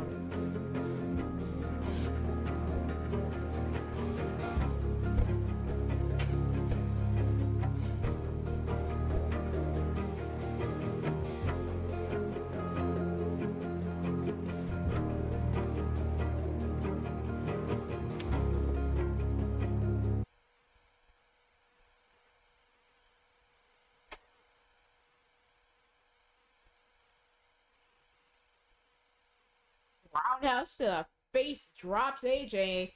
And I don't know what TJ did to Clinton, but Clinton was lying down for a moment there. Clinton grabs a hold of TJ, knee to the back. Up kick to the face by AJ, sending Paul away. Paul sends AJ into the corner. Clinton grabs a hold of TJ, elbow to the gut. Now Paul has AJ hung up in the corner, couple of strikes to the face. AJ pushes him off. Punch to the face, knocks Paul down. AJ going to the outside onto the apron. Roll through into the face buster on Paul. We got Clinton choking out TJ over there in the corner. AJ submission hold on to Paul. Paul fighting his way out of it. Leg drop to the arm of TJ by Clinton. AJ has Paul up on his shoulders, elbows to the gut or to the head.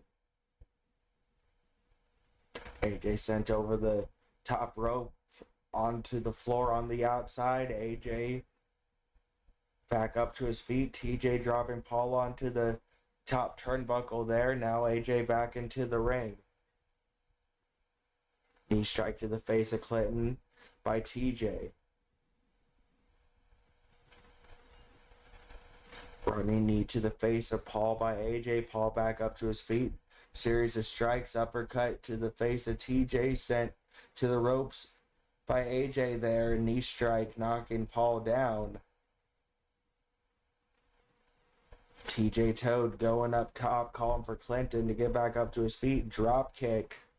I think AJ might have caught a bit of the impact there. Got knocked down. TJ planted onto his face by Clinton. AJ bringing out a sledgehammer. Shot to the gut, shot to the back. Paul coming to the outside to try and aid his tag team partner.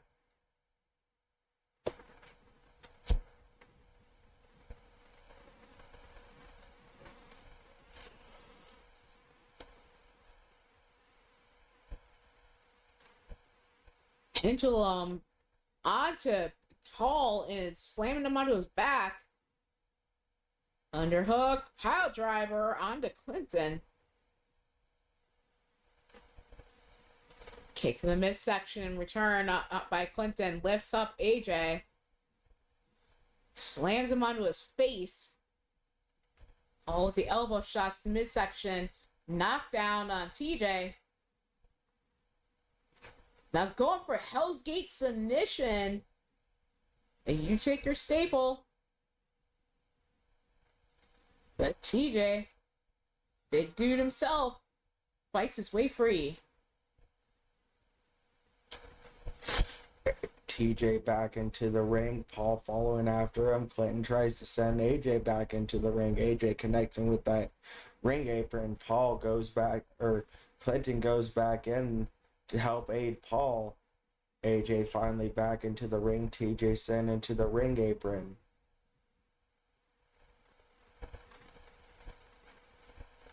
AJ dropping Clinton down onto his head. Now sends Paul into the corner. Shot to the face. Thinking he's going to go for that pedigree off the top rope of his.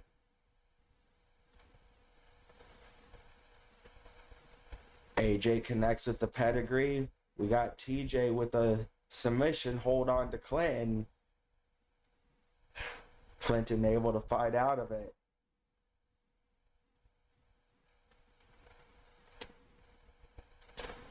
This match, of course, 2 out of 3 falls with a 30-minute time limit.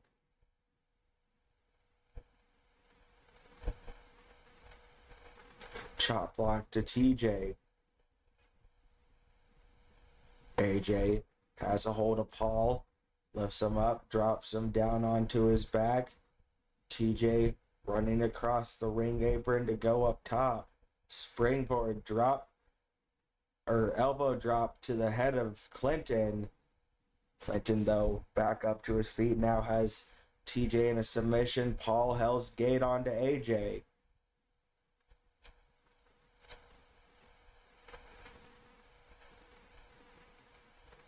Back body drop by Clinton onto TJ.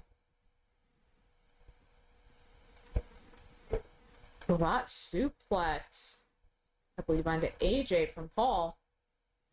Superman punch to the face of TJ from Clinton. Now Paul raining the right hand to the face of AJ on the outside.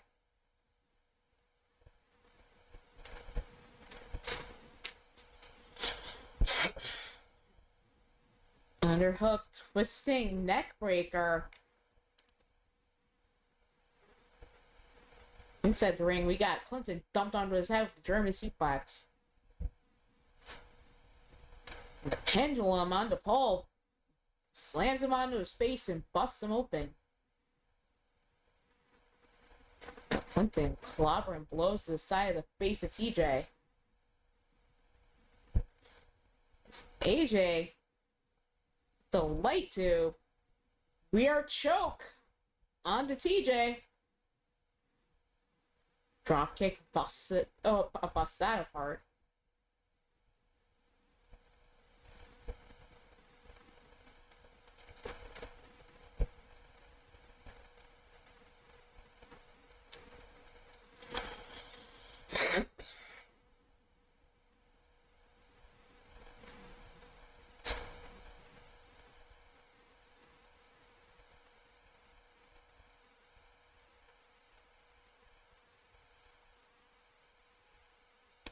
Hey, Revy.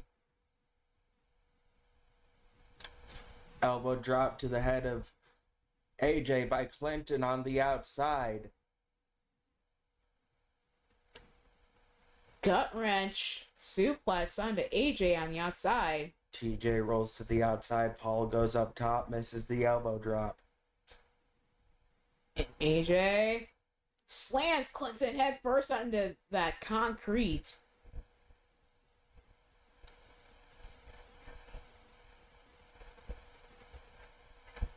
Submission on the right hand side, but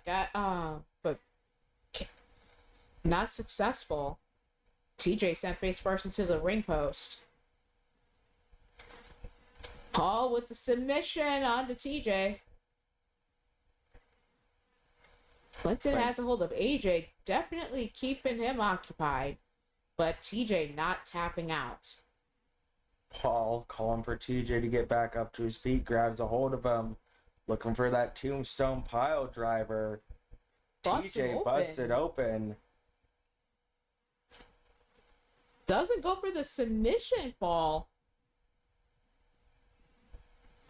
Goes right after AJ, who drops him with a flatliner.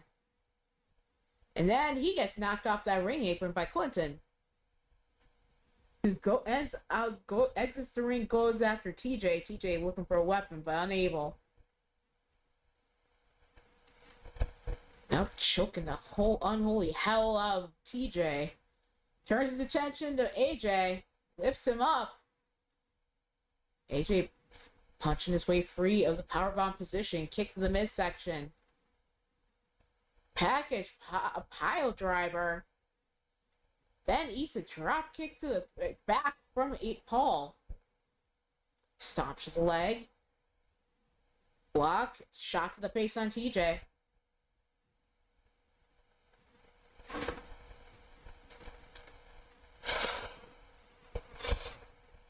Oh, Clinton looked like he just snapped the head and neck of this AJ. Now, into the one-legged Boston Crab. AJ not tapping out. And double axe handle as Paul had TJ in the Hell's Gate submission. But then rack attack onto AJ.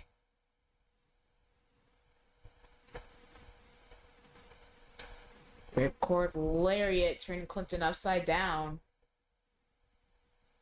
Now TJ has to hold of Paul. Toe driver onto Paul.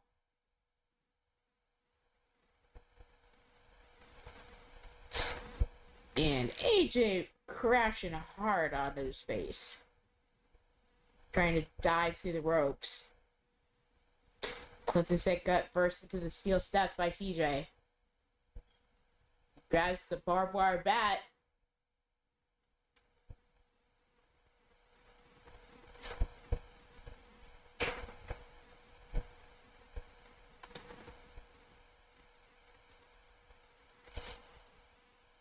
Clinton dumped onto his head with that suplex.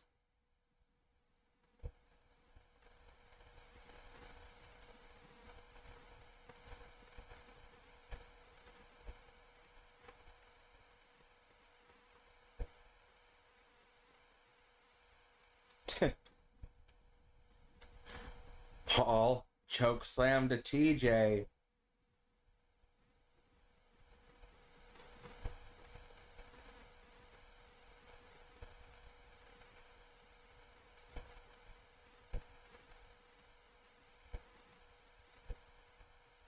Oh, damn, using his middle name too. Ah,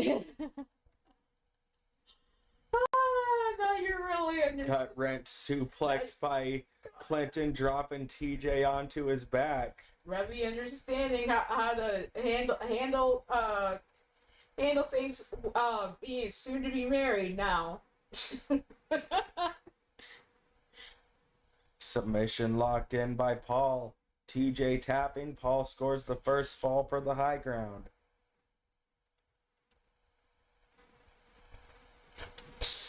Twisting the arm into the floor. Sends TJ back into the ring. Ends up fending off AJ with those elbow shots to the midsection.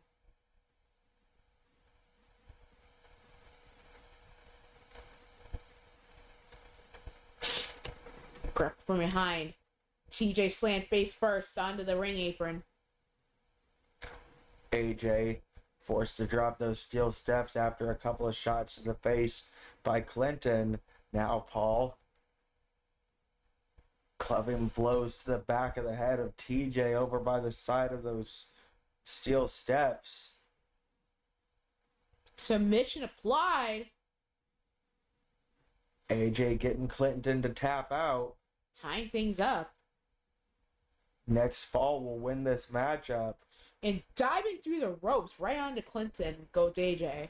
As Paul, the chain maneuvers, known to a lot of members of the family through training. Double knees to the spine. And Paul now behind the barricade. And TJ coming to greet him and bring him back to ringside. AJ barbed wire back. Clinton gets sent into the steel steps by TJ.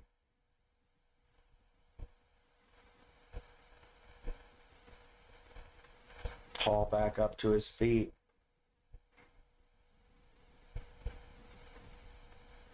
Has TJ up. Drops him down face first onto the ring apron. Clinton crossbody knocking AJ down. As Paul twisting the foot and ankle of TJ. AJ busted open after that boot to the face. Now Clinton with the submission locked in. That is it. Your winners are the High Ground.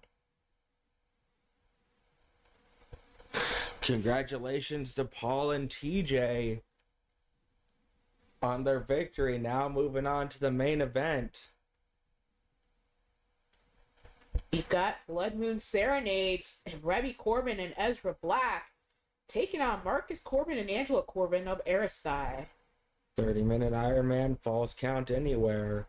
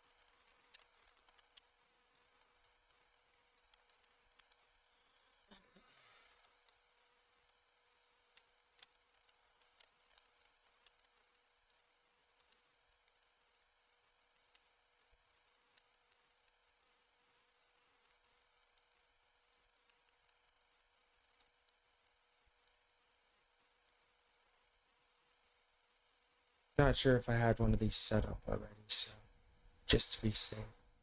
Yeah.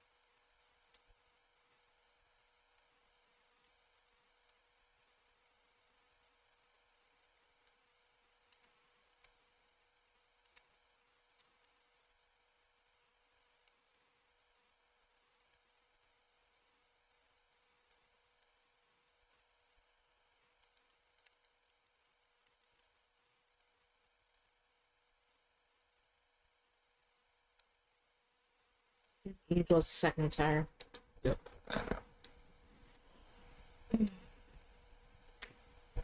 Yeah.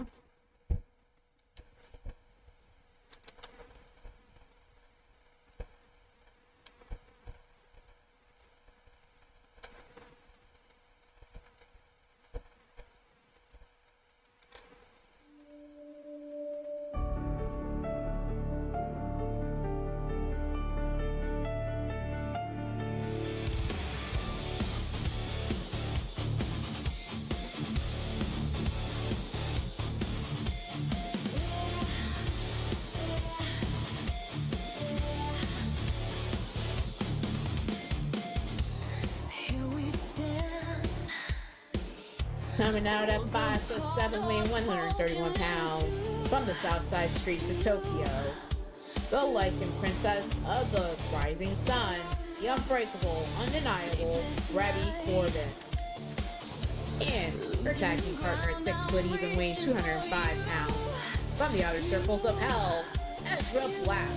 Together, they are Blood Moon Serenade. That it's gone can change your mind if we can go on to survive the tide. Love divides. Someday love will find you. Break those chains that bind you. One night will remind you how we touched and went our separate ways. If he ever hurts you, true love won't desert you. Yeah, I know I still love you, though we touched and went our separate ways.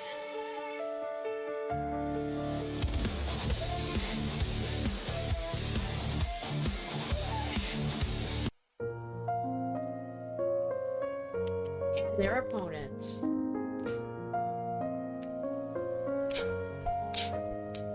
Coming out at 5'10", wearing 210 pounds, Angela Corbin. And her tag team partner is 7 foot even, weighing 350 pounds. Marcus Corbin, representing the Flaming Fire Moon Pack. They are Aristide.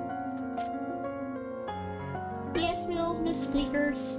Blow the bridge to the past, wipe the fingerprints, melt your heart encased in wax, steal it with a kiss. Our fate engraved, scar enslaved as we mutually destruct. Repose my love of sinned enough for the both of us. I'm ready to bury all of my bones. I'm ready to lie, but say I won't. So tell me your secrets. Join me in pieces to run and let's garden made of stone. Eternally yours. Eternally yours.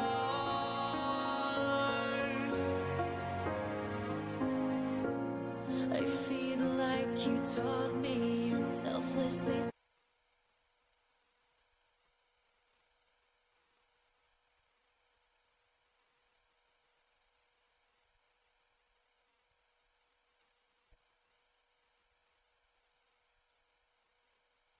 Scoop slam onto Marcus.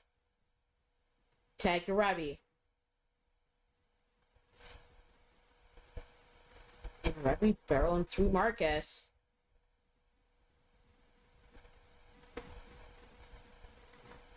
Boots to the midsection. Springboard splash does not connect.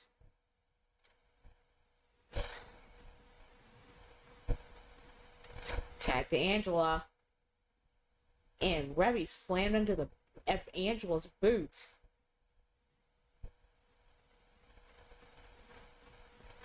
Kick to the face from Reby. Stomp to the back.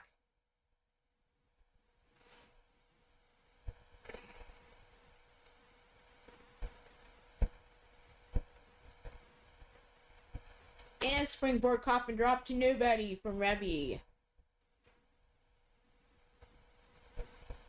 Reby lifted up. Drop base first with snake eyes.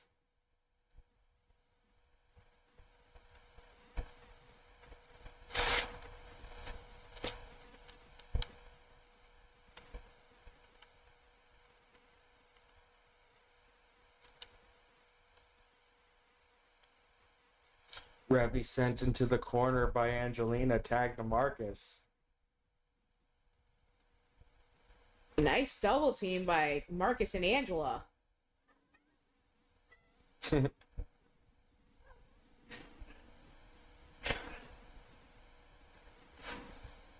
Reby. Leg sweep. Knocks Marcus down. Springboard misses. Tag to Angela. Angela going to the outside, looking underneath the ring for a weapon, pulls out a hockey stick. And gets dropped by Reby.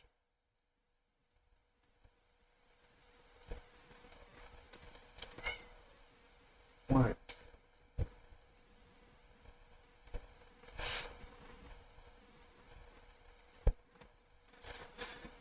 Reby, knee to the back of Angela. Brings her back up to her feet. Sent back into the ring. Reby going underneath the ring, looking for a weapon, pulls out a guitar, slides back into the ring. Smashes it over the head of Angela, goes for a cover. Kick out at 1.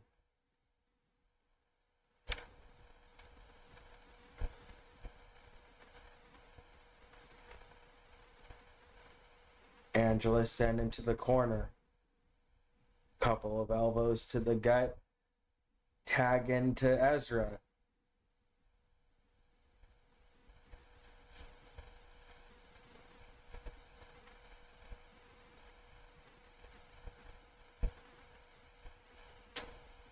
Shot to the face from Angela. Sends Ezra into the ropes. Tour up the island. Slams Ezra. And busted up by Reby. Rebbe makes her way to the outside. Ezra brought back up to his feet. Kick to the head misses. Ezra sends Angela towards the ropes. Flying uppercut to the face. Springboard misses again. Trying to hit that 450. Angela. Each strike to the face of Ezra knocks him down, going for a cover. Kick out at 2.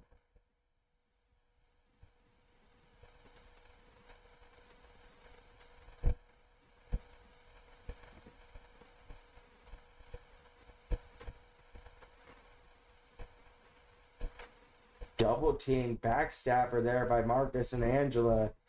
Ezra able to make his way back up to his feet, hitting that clothesline on Marcus, knocking him down. Now on the offensive series of strikes, drop kick to the leg takes Marcus down. Tag to Rebbe.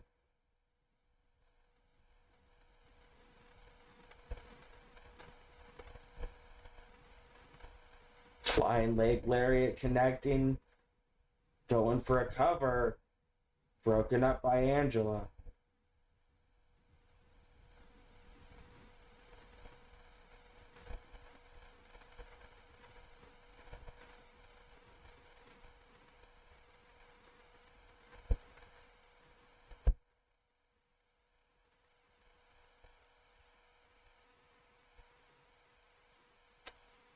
Marcus goes to the ring apron.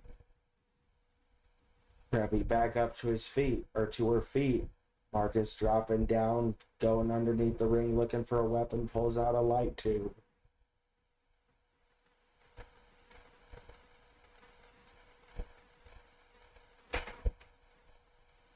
Tag to Angela. Angela cracked over the head with that light tube. Rebbe springboard senton misses.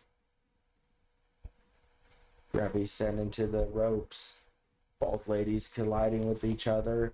Knee to the gut knocks Rebbe down. Rebbe sent into the corner. Tag into Marcus. Double back body drop onto Rebbe.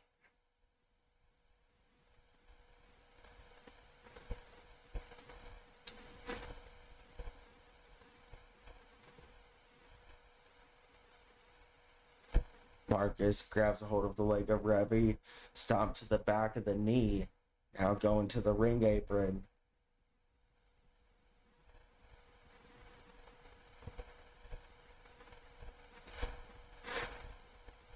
Marcus back into the ring, Rebbe slipping out the back, drops him down with that reverse DDT. Tag to Ezra.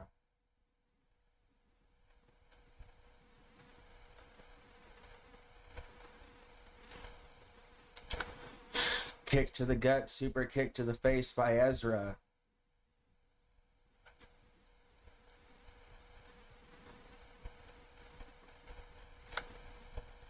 One Broken count up by only. Angela. Oh, that's so sweet.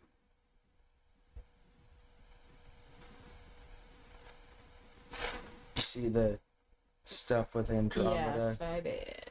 Yes, I did.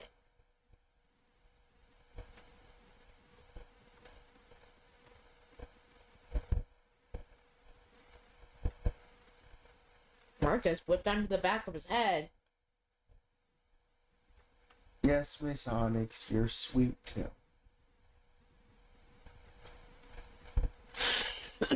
Oh, submission applied on the Marcus. Hell's Gate. Marcus tapping. Ball in Blood Moon Serenade's favor. I have to agree with what Miss U Taker said, though. Kind of hoping this match ends up in a draw. It would be more fitting that way. No, we shall see. I hate draws, everybody knows this, but this is one of the instances where I'd allow it. Other than that, they're the bane of my existence, and I refuse to let them take place in my company.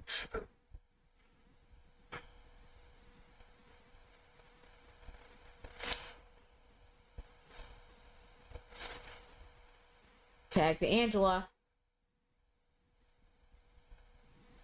Double gutbuster by Marcus and Angela. You stick over the back of Reby and leaping tag to Ezra. Shot to the face. Into a submission.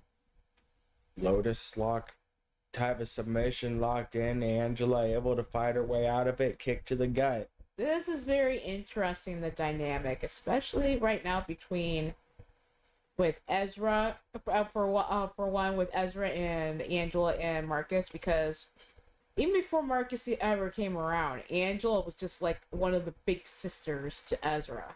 Mm. And then Marcus comes around, he's like a big brother. And now big sister and big brother are going to be his future in-laws, marrying their daughter.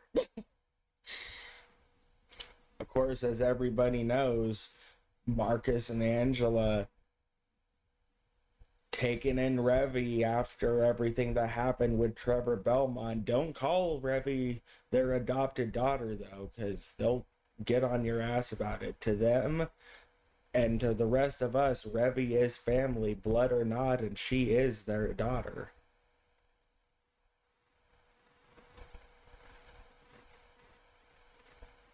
Someone around here, specifically my niece Emma, could take notes of that. Yeah, she's taking taking too much to, like Jose. Easy to cast aside those you consider to have love and loyalty towards. She told Damien flat out yesterday that he wasn't blood. Yes, I read that. And even still, regardless if he is blood, he is still family. Again, just like Jose, willing to cast aside people that for the longest time considered family, family and through love and loyalty, or even blood. Either way, basically going by the sick and twisted logic brought forth by Jose Blanco, just because she loves the guy. Tag into Ezra.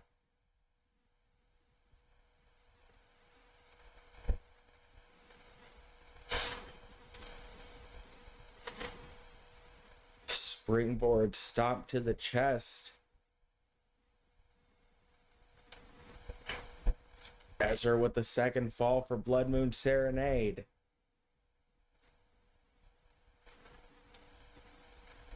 Marcus dumped onto his head with that suplex. Tag to Reby.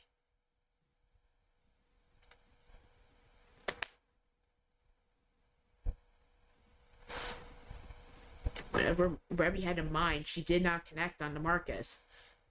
Scoops her up, scoop slam onto Reby. Tag to Angela. Hockey stick in hand, cracked over the midsection on Angela. But no, I think part of the reason why Ezra is so close with Angela specifically is because also Angela was also the goddaughter that would also hang out with me the most.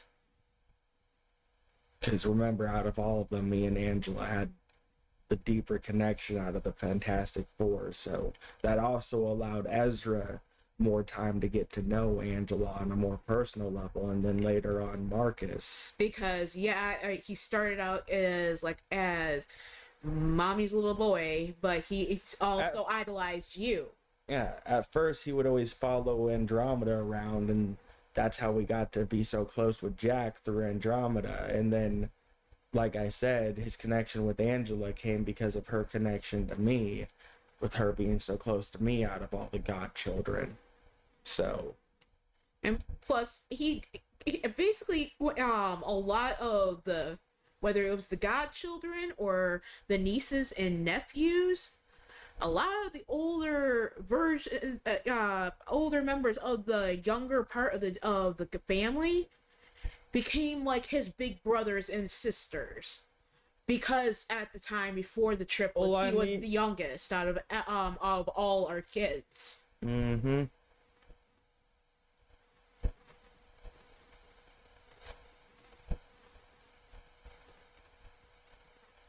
Marcus tagging in. Up top. Leg drop onto Ezra.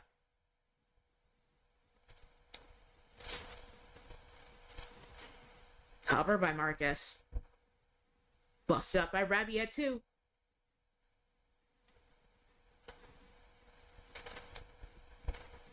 And Rebby encounter sending Marcus onto the ring apron. Marcus getting back into the matchup.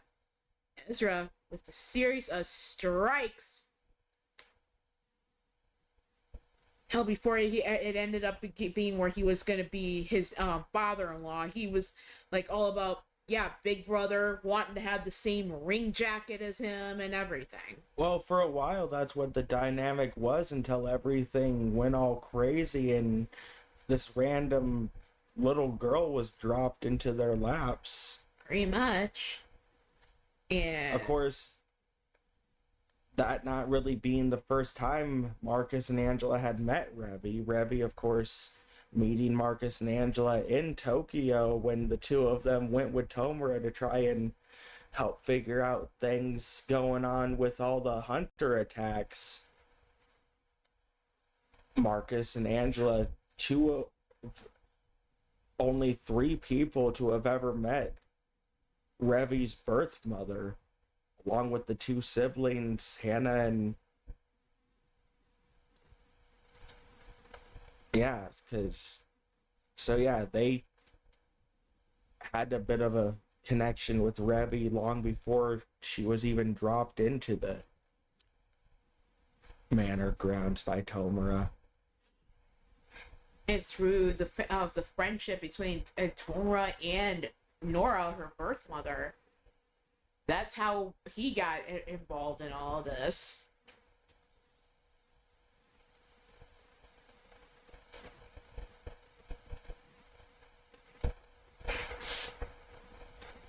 Ezra back into the ring, kick to the gut.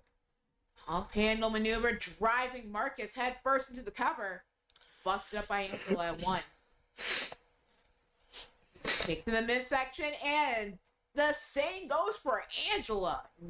She's not the legal one to get a cover on, but now springboard coffin drop.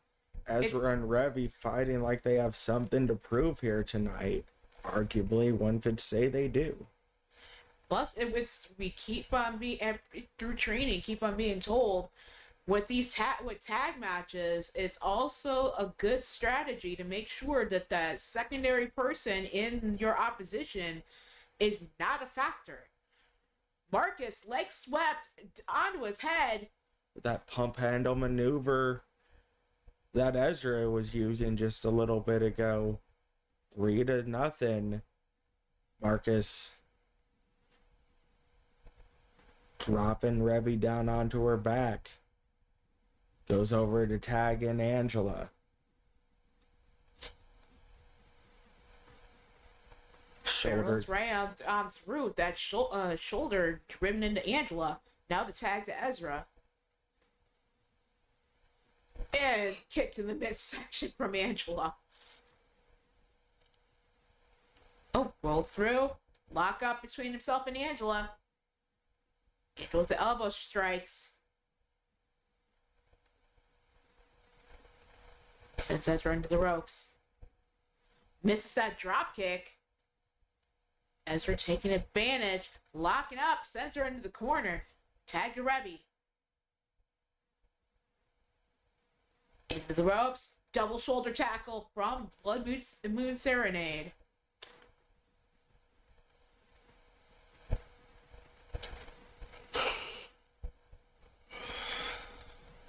Pump handle.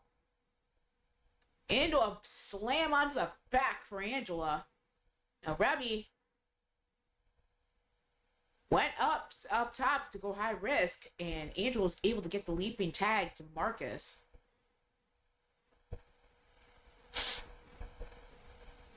Revy trying to lift up Marcus and not happening. Gets dropped with a Samoan drop. Into the cover. Broken up by Ezra.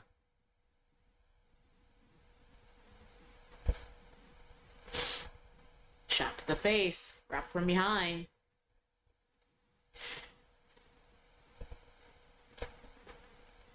Slam down, Reby slammed down onto her back.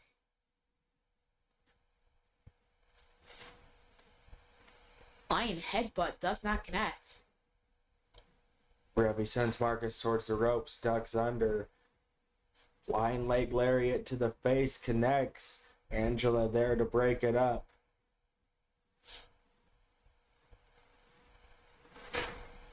Reby brings Marcus back up to his feet, knee to the gut by Marcus. Now grabs a hold of Reby, sends her into the ring apron.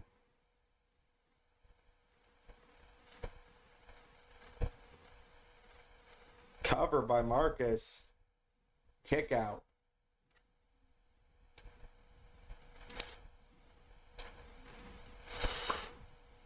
Shoulder tackle.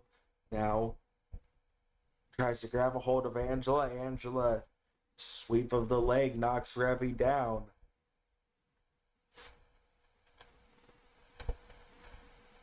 Couple of chops sends Reby into the corner. Marcus going to the outside. Grabs a hold of that urn. Brings it back into the ring. Cracks it over the head of Reby.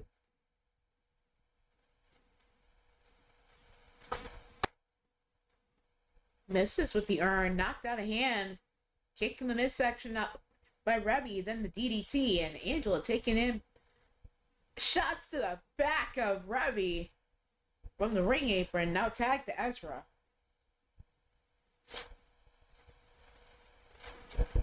Ezra sends Marcus into the ropes. Ducks under, drops him face first onto the mat, goes in for a cover. 4 falls for Blood Moon Serenade now. Wrenching on the arm. Marcus with those shots to the midsection to get some separation. Ezra moving out of the way. Sends Marcus into the corner, tag to Reby. Flying shoulder tackle assisted by Ezra off the top turnbuckle. Marcus rolls to the outside. Reby goes. Well, looking like she was going to go down after him. Now just doing a bit of taunting in front of Angela. Angela catches her, though, with that shot to the face. Reby springboard DDT onto Angela on the apron.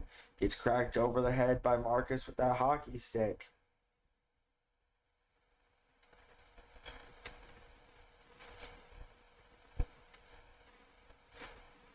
Marcus grabs a hold of Reby, sends her towards the barricade.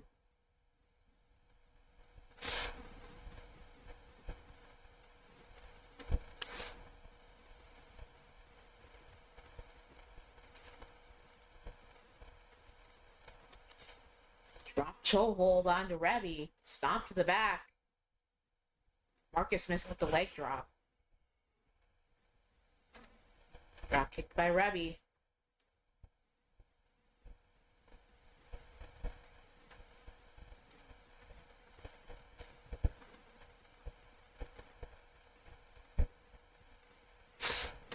Fight over the urn. And then uppercut shot to the face of Reby with that urn.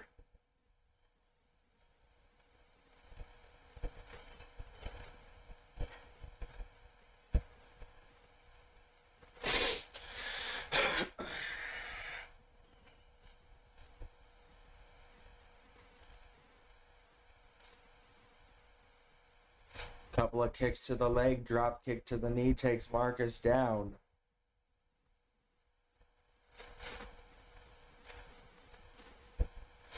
Reby going up top. Springboard misses. Reby just not having the best of luck when it comes to all those high flying maneuvers here tonight. Marcus able to roll out of the way most of the time. and avoid them. Gets caught in a roll-up, though. Revy with a fall, 5-0. Although this matchup isn't really about the falls or who wins or loses, more or less the meaning and message behind it all. Either team, pretty sure, would be happy, win or lose, draw. Just being glad to be able to be in the ring with each other with everything coming up. As I said earlier, Ezra and Revy getting married next week.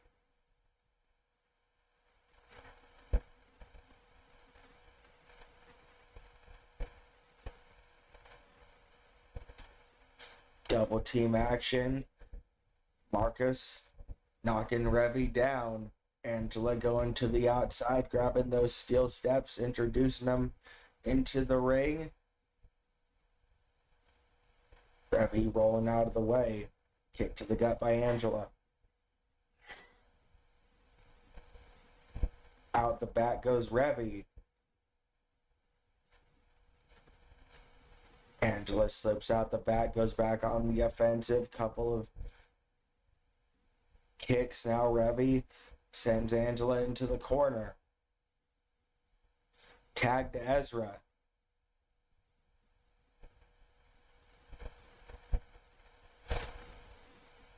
Flying shoulder tackle onto Angela.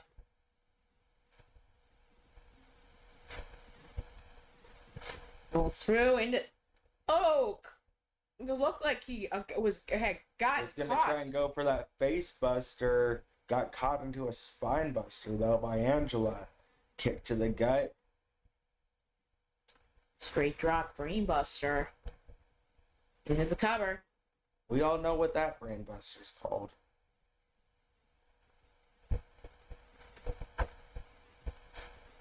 That's the Nightwalk, isn't it? That's the same brain buster they all use. I think so. Yep. Tag to Marcus. Double backstabber onto Ezra. Ezra tagged to Revy. Revy gets those steel steps chucked at her head. She's going for something. Stopped halfway through her tracks. Moonsault cover. Another fall in Aristai's favor. First fall in Aristai's favor. Marcus has a hold of Revy. Revy slipping out the back. Chop block.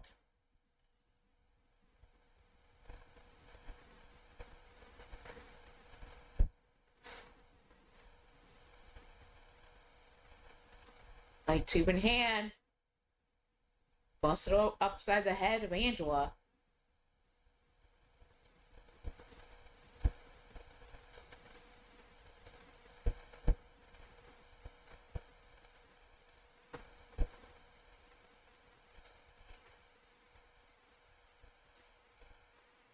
Takedown into a submission on Marcus.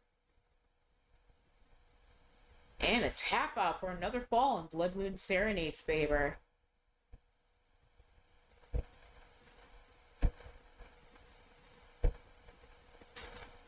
Revy tossed across the ring by Marcus. Then slammed onto her back into the cover. Ball in Aristai's favor.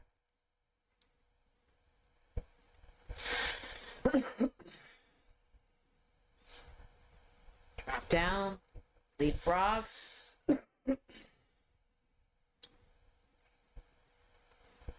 Again, take down into a submission. Hell's Gate locked in, broken up by Angela.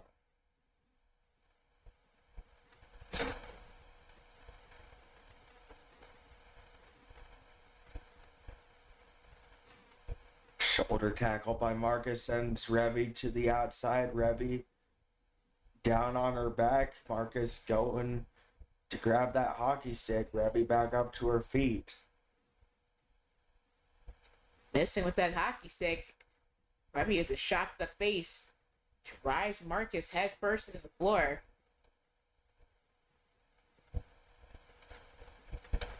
Marcus sent towards the barricade. Reby onto the ring apron, goes up top.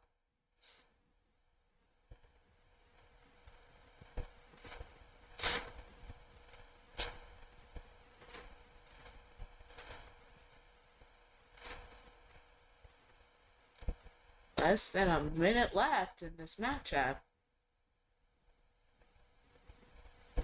Shoulder tackle onto Reby.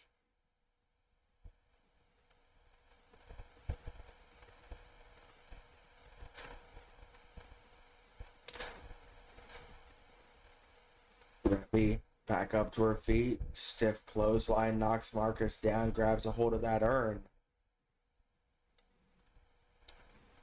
Series of strikes. Plants Marcus down onto his head, brings him back up to his feet. Back into the ring goes Marcus. Reby springboard misses again.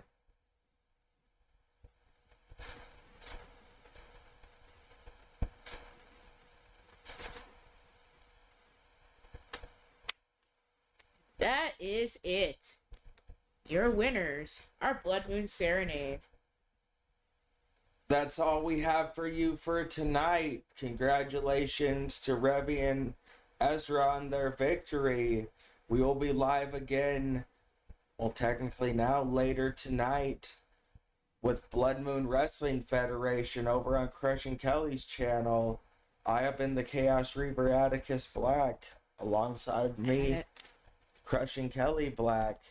We will see you all next time. Good night, everybody.